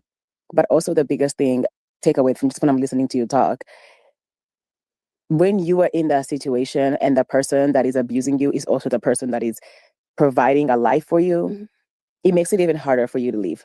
Wati wasn't, and I know, and I'm saying this because I won't stand for any type of comment like this under this video, under this recording. Wati was in a situation that she could not leave, even when she wanted to leave. People who are in abusive relationships, it is not their fault that they don't leave or they can't leave. It's not because they don't want to leave. Even the ones who allegedly have help from family, society. Also, you have to understand that your abuser creates this fear in you that now looking back, I'm like, at any point, maybe I could have done this. But when you're in that situation, it doesn't happen like that. Because the fear that they instill in you and just kind of make it seem like they can just take you. Yeah. Well, that's because at that point. I really like how the host handled this. And I also liked how the guest is speaking about this because it's easy. Like, I think we get frustrated with people a lot when they don't do what is the obviously right thing, quote unquote. And what we need to understand sometimes is that they did not know the right thing in the moment. A lot of people were scared in the moment. Like the doctor could have been his friend trying to trick her, right? The doctor could have just been another man trying to use and abuse her, right? Like we don't know what she was thinking. And so it is easy from the outside to say this is what you should have done without her experience of being isolated and abused. So I do actually really appreciate how they're handling this. I mean, I like it. And I appreciate it. I also will drop the hotline in the comment section after the stream has ended. Wait, of course, you're literally. I believe him when he'll look at me and say, "Try me." Because I he's believed giving him you because that. he has shown me that he will do it. Absolutely. And that's what I'm Yeah. saying. It's not your fault when you're in a situation where you're essentially being told, like, I will kill you. Mhm. I can. And they've shown you that they can. Right. I want to ask you, Watts. Yes. What do you want single mothers, just people, women who are listening to your story of how you became a single mother to understand? Because again, we started this by asking, how did you become a single mother? Right. Because Watsi was married. She did all the right things, right? She met a guy, she fell in love, and she married him. I wouldn't even And say, still end and up I wouldn't here. even say had a kid because she wanted to. That was, he literally tried. The problem, madam, is you. The problem is you and people like you and this entire society. That how did you become a single mother? As if being like the entire premise is that something is wrong with being a single mother. And because of that premise, everyone is fighting to not be a single mother. You did everything right. You were married and then you became a single mother. Leave single mothers alone. This all should have been framed around the abusive, disgusting, degenerate, useless bandit Sinji of a man. That's what that should have been about. Instead, you want to figure out how she became a single mother. We don't care about a single mother. This is an abusive man. This man is a degenerate, demonic force that was abusive. And your question is, oh, how did you become a single mother? We don't. I'm sorry. How did you become a single mother, girl? Really, that's the question. Yeah, marriage got y'all in a chokehold, and that's the problem. These marriages, these dusty marriages, got you in a. How did you become a single? Thank God you're a single mother. Is the idea around this? Why it is good to be a single mother in this circumstance? Like that's what this should. How did you become a single mother, girl? Really?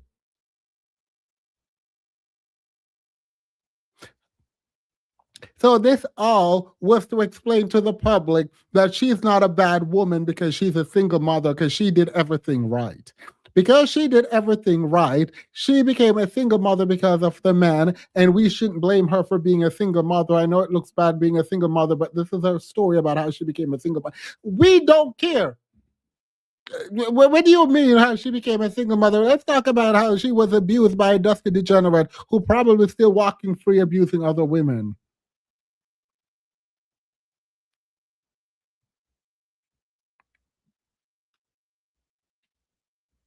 How did you become a single mother? Girl. The truth about broken homes. That's the title of the video. The truth about broken.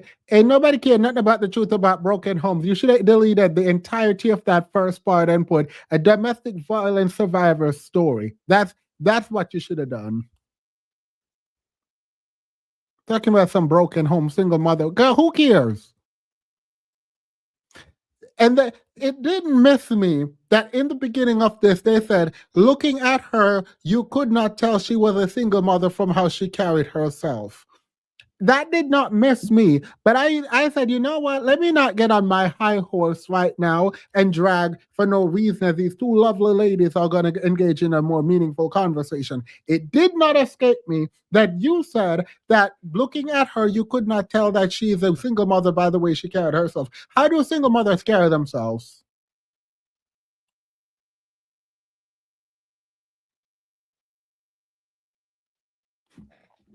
We are at 43:20. I'm going to go back because maybe I'm lying. Let's go back. Currently about to get her master's degree. Wati is a true definition of a survivor. Her and I are unable to tell that she's doing this. But Wati even really shares her resume with you guys. Wati not only has been a single mother since before she gave birth. I will not tell you how many times people meet her and are unable to tell that she's doing this by herself. Wati has worked years in not only advocating for women, but she works in an industry dominated by men. Wati not only went to school, graduated, she's also currently about to get her master's degree. Wati is a true definition of a survivor, but more than that, she's an inspiration to more than just me, but women all around the world. So Wati, tell us how you became a single mother. How did you fall into single motherhood? Insane setup. That is an insane setup. After you listen to all of this, that is an insane, diabolical, disgusting, patriarchal setup.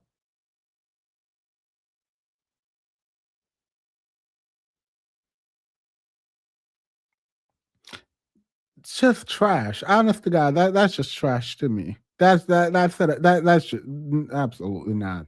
Because again, how did she fall into single motherhood? How did you fall into single motherhood? The big issue we have right now is you being a single mother. Like, we couldn't have tell that you were a single mother because you're running business, you look good, blah, blah, blah, you're a single mother. How did you become a single mother? Because we couldn't tell. What? Your question to her, your first question to her is how she became a single mother. Mind you, when the question was posed, it wasn't even that significant, but after everything she's been through, the fact that you're still shaming her for she's being shamed for single motherhood. Let us be very clear about that. Her friend is shaming her for being a single mother, but providing an excuse for why she is a single mother. So you should not judge her as much because she didn't just happen to be one of those girls who had a child out of wedlock and became a single mother. She did everything right. She still is being shamed for being a single mother. How you became a single mother is an attempt to justify to the public that while she is a single mother, she did everything right. There is still shame in being a single mother. Get all the way out of my face. Absolutely not. Get out of my face. We started this by asking, how did you become a single mother? Because Wati was married. She did all the right things, right? She met a guy, she fell in love, and she married him. I wouldn't even say had a kid because she wanted to. That was ain't no right thing in being no single mother. There is a wrong thing. There is a wrong thing. If you don't want to be a single mother, there is a wrong thing. If you want to be a single mother, girl, period, up to you. Actually, I support you because the way the world is going right now, if you're choosing to have your child by yourself, raise your child by yourself, and not have these people all up in your business, period, hats off to you, right? There is a wrong way to do it. The right way to do it is a problem. Because unless you have mind control over a man, ain't no right way to do it. He literally abused you and trapped you with babies. Yeah. And I just want to say this. When we talk about trapping someone with kids, I've only most of the time hear this reference to allegedly women trapping men with babies, which is a ridiculous accusation to make. Because when does a man ever get trapped with a baby? When do they leave him with the baby? When do they ever actually stay with the baby? Anything. It was a way to say, well, then no man is going to want you. Yeah. With a baby. Oh, well, my bad. I didn't realize that. You think I even want another one of y'all? You think, you want to know? You think I learned? No, because it's like, they talk about trapping. Like, no, the person getting trapped with a baby is always going to be the woman. Absolutely. It's always going to be the woman. They have to carry, and majority of the times, they're the one with the baby. Most of the men who claim, I don't want to be trapped with a baby, you walk away from the baby anyways. Exactly. But what I want to ask, just again, hearing all of this, how you went about it, quote unquote, the right way. Patriarchy has women in a chokehold, and until women unlearn patriarchy, it's going to be a chop. And I'm not saying unlearn patriarchy. Like, I'm a feminist. I am full-blown feminist. I've declared myself a feminist. I was going to do it in 2026 because I've been dancing with feminism for a while. I'm a difference feminist, so I think whatever. But it is wild because for me, and this is why, there's some nuance here. It is important to note that I'm not saying opt out of patriarchy. That's not what I'm saying. Because if you as a woman decide, I'm not going to deal with patriarchy, I'm going to opt out, I'm not going to expect the man to pay for nothing, blah, blah, blah. If you do that, you're dumb. Let me be very clear. If you do that, you are dumb. If you decide to be with men in a patriarchal system, but you're opting out of patriarchy because you're a feminist, dumb. Like that's stupid. Because what's happening in that world is that you're gonna put on a lot more burden than he is. Now, if you and him decide y'all both gonna opt out, then negotiate and do your thing.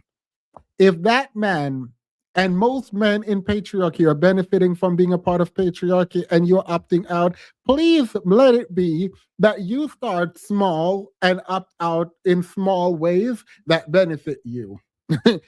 Ain't no reason to be sitting up here in a patriarchy pretending like that man is not benefiting from said patriarchy. Because that if you go 50-50 but be the one at home cleaning and doing everything, if you go have a job and he has a job and you come home and also do the traditional stuff, that is insane to me. That's absolutely insane. So do not be the woman out here dismantling patriarchy while your partner is fully embedded and involved in patriarchy. Like Marissa from Love is Blind and her dusty man. Please don't do that. That is dumb. That's why my feminism and the way that I view feminism is not inconsistent with the level up girlies. I appreciate the level up girlies still. Why do you want listeners to understand about single mothers that society often gets wrong? Wow, there's so many. There's so many. But I think the main one is that we're not out here desperate and looking for a man to save us. Thank you. Because been there, done that. Okay. Where did I end? Right? Where did I end up? So I feel like I want to understand that. I feel like because when people hear, she's a single mother, especially, I'm going to speak from the men's perspective, in my experience. Don't shoot me. In my experience, right? It's almost like you need a man in your life. Oh, I do? Yeah, well, if something then happens or breaks in the house, I can pay someone to fix it. Thank you. Task Rabbit, hello. Because I don't want. Okay, period. She has grown. Whew. Girl, I thought we were going to get, I can get a man. Like, no. It seems like she has grown from a very tough lesson, but I'm very happy that from that she did grow. And what worse if the audience doesn't learn about how she got out safely because they care more about her motherhood than the abuse. But I'm still waiting for how she got out. I'm still waiting for how she got out. I'm still waiting for how she got out. They're so caught up on explaining away single motherhood and engaging with single motherhood that they have not gotten to the how did you get out? How did you do it safely? What are the resources that you used? And like, what was the mental shift? Like you said, when you had your child, when you were pregnant, you were protecting your child. Like no engagement with the exit. There's no, because they're too caught up in like, she did it right. She was a single mother, but she is a single mother, but y'all have to understand that she did it right. We don't care. Have your child, don't have your child. We don't care. We care about you getting abused. Thank you, So Golden Glow. You coming in thinking you are going to you're bringing the value of having to keep this running and fix this for me and do this for me. I need you to understand that when you're coming in my life, I already have all that covered, but you're coming to add in other aspects. Which really, actually, I like how you said, I don't want you to think you're coming in to pick up this and that. No. So then what does that look like for you, right? As a single mom, right? What does dating? As a single mom, what does dating look? This woman just talked about being abused and you worried about her dating. You're talking to this woman about being abused and exiting abuse and building her life. Like, how did you actually get out? What was that mental state for you? What was the process actually for you getting out? After you got out, what toll did that take on you? How did you reframe your mindset? How did you become successful after that? What was the mental toll that it took and how did you get out? Like none of that. What about your child? How do you talk to your child about this? How do you engage with your child about this? How do you protect your child from this information information about the Dusty Daddy. Like, no. How you date, girl? How do you date? You're a single mother. How difficult is it for who we don't get? Single motherhood ain't never stopped a woman from dating. Ain't never stopped a woman from dating. All these men lying. All of them lying. A bunch of them, even in the red pill, dating single mother 3 times over. Like, nobody, these men lying. How do you date? You worried about her getting a man after a man just abused her, girl? This girl trying to talk about woman empowerment. She said, I don't need a man. I can fix it myself. Bring something else to the table. I got my money. I got my child. I got my life. I'm good. Get into how she built that life. You worried about a man still. After all that abuse conversation, you're still over there worried about a man. Girl. Look like for you. As not just a single mom, you're a single mom who've dealt with the most traumatic things you can possibly imagine when it comes to dating. Exactly. How does dating look like for you right now? You're a single mom who's dealt with about a bunch of trauma. Now, how is it being a mother after that trauma? How is it being a woman after that trauma? What does it look like running businesses and being successful after that trauma? No. How do you date? I don't. Next question. As a single mom and a body. Stop. And the body in this street. So I feel like there's a lot of like answers to that question. Mm-hmm. And I want to start with saying it's difficult. I'm going to end this because they're going to piss me off and I'm going to say, I'm so sorry. Love you all. I can't finish that. I'm not about to finish. Being a baddie in these streets and getting men and men. Men is abuse. No, absolutely not. I'm pissed and I'm going to cut it off. I ain't got nothing to do actually what's going to stay. We have like 20 more minutes, which for us is like an hour and a half, 2 hours of stopping and talking, but I'm not about to do this. I'm not doing it. I'm done. And I'm also leaving because I'm not going to continue to talk. Because if I talk more, they're going to piss me off and the show's going to end up getting dragged. And I don't want to drag this woman because she's a beautiful, amazing person. They're friends. But they got carried away on some like, I'm going to date, you're a baddie out here. How you dating with your kid, girl? How are you doing in the dating market? Are you trying to get a new husband? What do you look for in a man? It's like, we just talked about a very traumatic experience. We saw reproductive abuse, we saw physical and mental abuse, we saw isolation, we saw so much happening to this woman, and she said she was now pregnant, protecting her baby, getting stomped out by a man. And you, instead of talking about how she escaped, is now trying to figure out how she dating men and how she a baddie. She a baddie.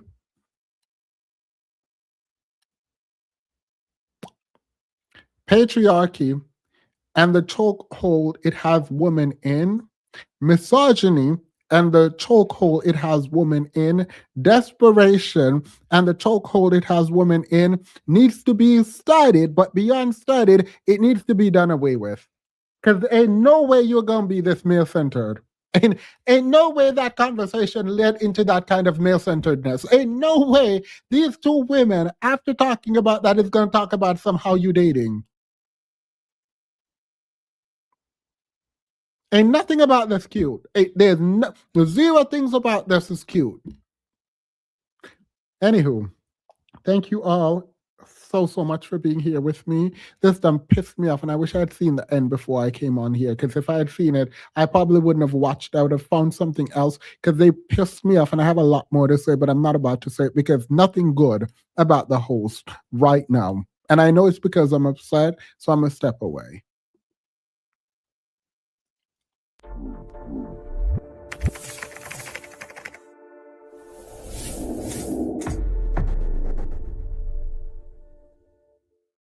You and me both. I was curious if she went to therapy. You and me both. I'm curious about her child. I'm curious about her life. I'm curious about her relationship now to that man. I'm curious about her relationship to her trauma and the trauma that she experienced, not her trauma. Don't take ownership of that. I'm curious about her activism. I'm curious about her relationship to men at the bottom of about 100 other curiosity.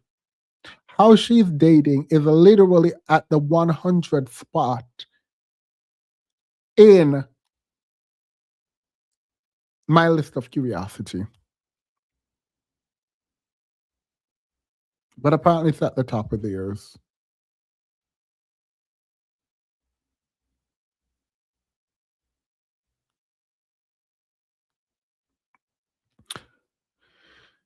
The funny thing is the lady who is being interviewed, the one who experiencing abuse, she looked like she has grown a lot insofar as she's even saying, look, I don't need a man in this way. I don't need to be saved.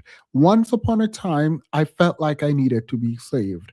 I went into a relationship feeling like I needed to be saved, and I got abused, and I grew from that. So no, I'm not looking for a man to save me. If I'm dating, I want someone to add to my life. There is something profound about a realization of a grown woman who realizes that I am a human being with agency that needs to depend on myself. And in this world, it requires work. And you cannot offload the experience of humanity, your humanity, onto another human being, even if that is your man. It is not their responsibility to make you human and give you agency. That you have to find on your own. It is nice that she found that. But no, y'all gonna worry about a man right now instead of figuring out how she got there. Got it. Cool. Got it. Anywho, I appreciate you all. Thank you so much. The series was it's nice to come online and be among the community. So I appreciate you all. Next year, please. I know you guys forgot because I've realized I've been shouting a lot and I can feel it in my throat that I've been shouting a lot.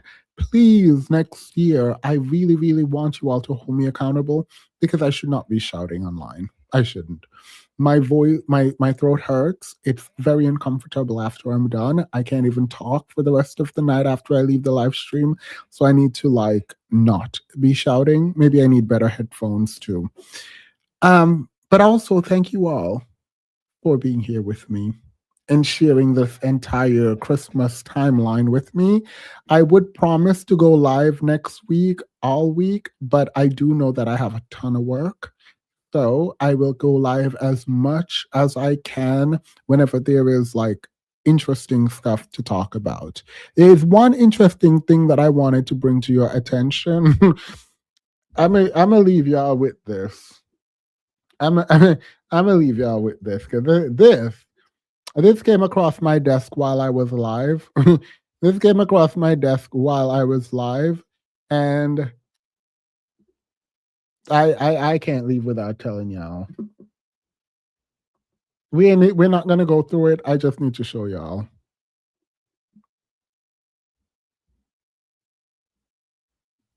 Of course he is.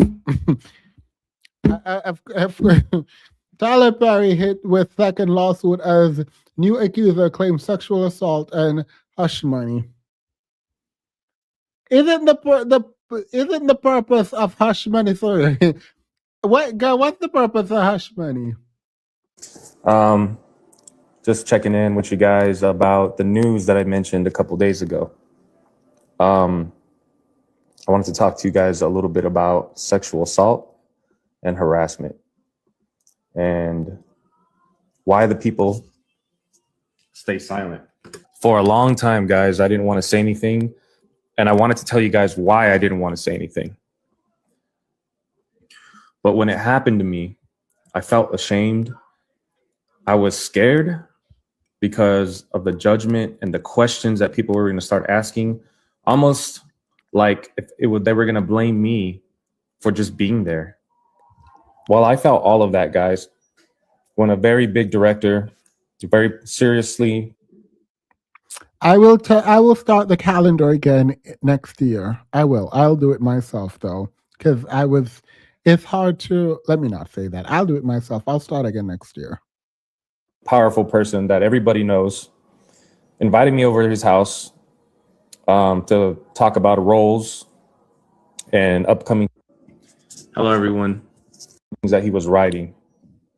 I was telling myself, like, man, like all of my dreams are coming true right now. Like my opportunities at my front door right now. So much excitement going through my body. And then, guys, it happens. You know, my boundaries were crossed. You feel like this person feels like they got power over you because of the situation and the opportunity that presented itself in front of you. And then and how fear can somewhat keep you quiet and keep you silent. Well, I stayed quiet for much too long. And I just want to say I'm really sorry, man, because if I would have spoken up sooner, I could have saved somebody that this probably happened to after me. I just want to say sorry for that, whoever that may be. It could have stopped with me if I would have said something. But I do apologize that he was writing, guys. And I'm speaking up now and getting it out there and talking about it, most importantly, then so be it. And I just want to apologize once again, guys, because I'm sorry I can't really talk about more than what I've talked about right now, but I will be giving you guys an update very soon about the whole situation that happened in detail. So stay tuned. And thank you guys for hearing me out. I appreciate it.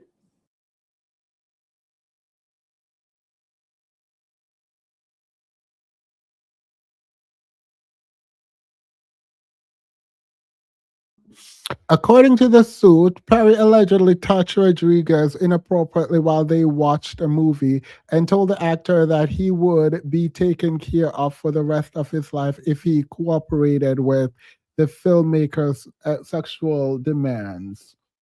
The lawsuit describes situation escalating over the following years, including a 2018 encounter where things allegedly turned violent. Rodriguez claimed that after dinner meeting at oh my God, let me move.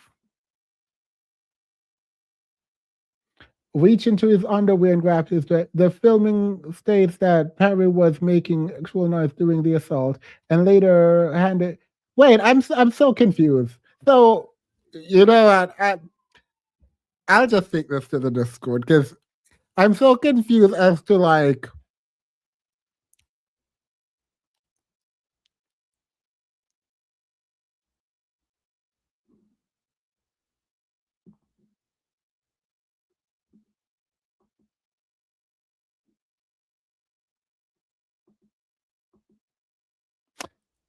So I'm trying to figure out when y'all were watching movies together alone in 2014 or 2018 or whatever, 2014. And he said, if you do this, you do what exactly? So like I'm confused as to like the agreements, the assaults, what happened, if anything happened, the reward, the movies involved, the money exchange. Like I'm gonna need to read the full complaint because it's the same thing with the other complaint where it's like, oh, nothing really, like should I go to the Discord? If you're in the Discord, can you give me like 30 minutes of your time? I need to get some things off my chest, and I don't think it's for public consumption because, like, I don't know.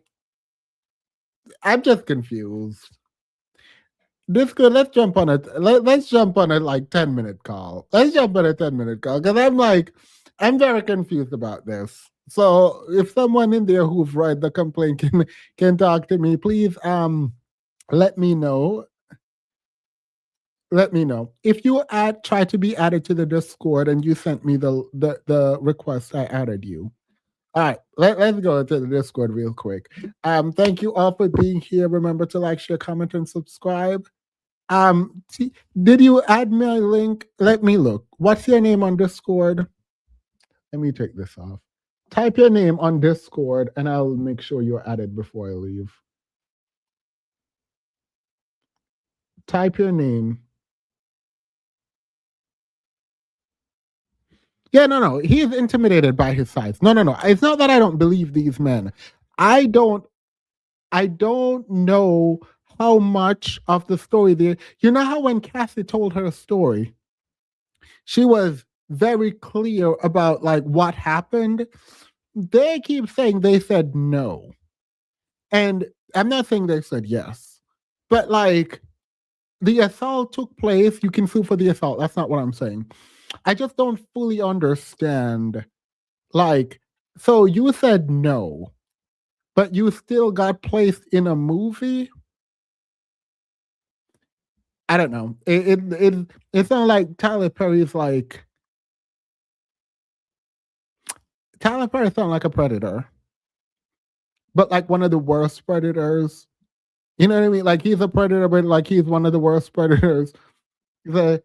Which is a good thing. Like bad predators are good for people who would be victims. So that's good. But it just seems odd to me.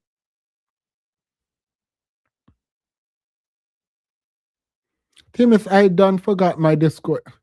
Oh, well, I can't. Add me, reach out to me and add me on Discord and I'll add you. All right. Bye.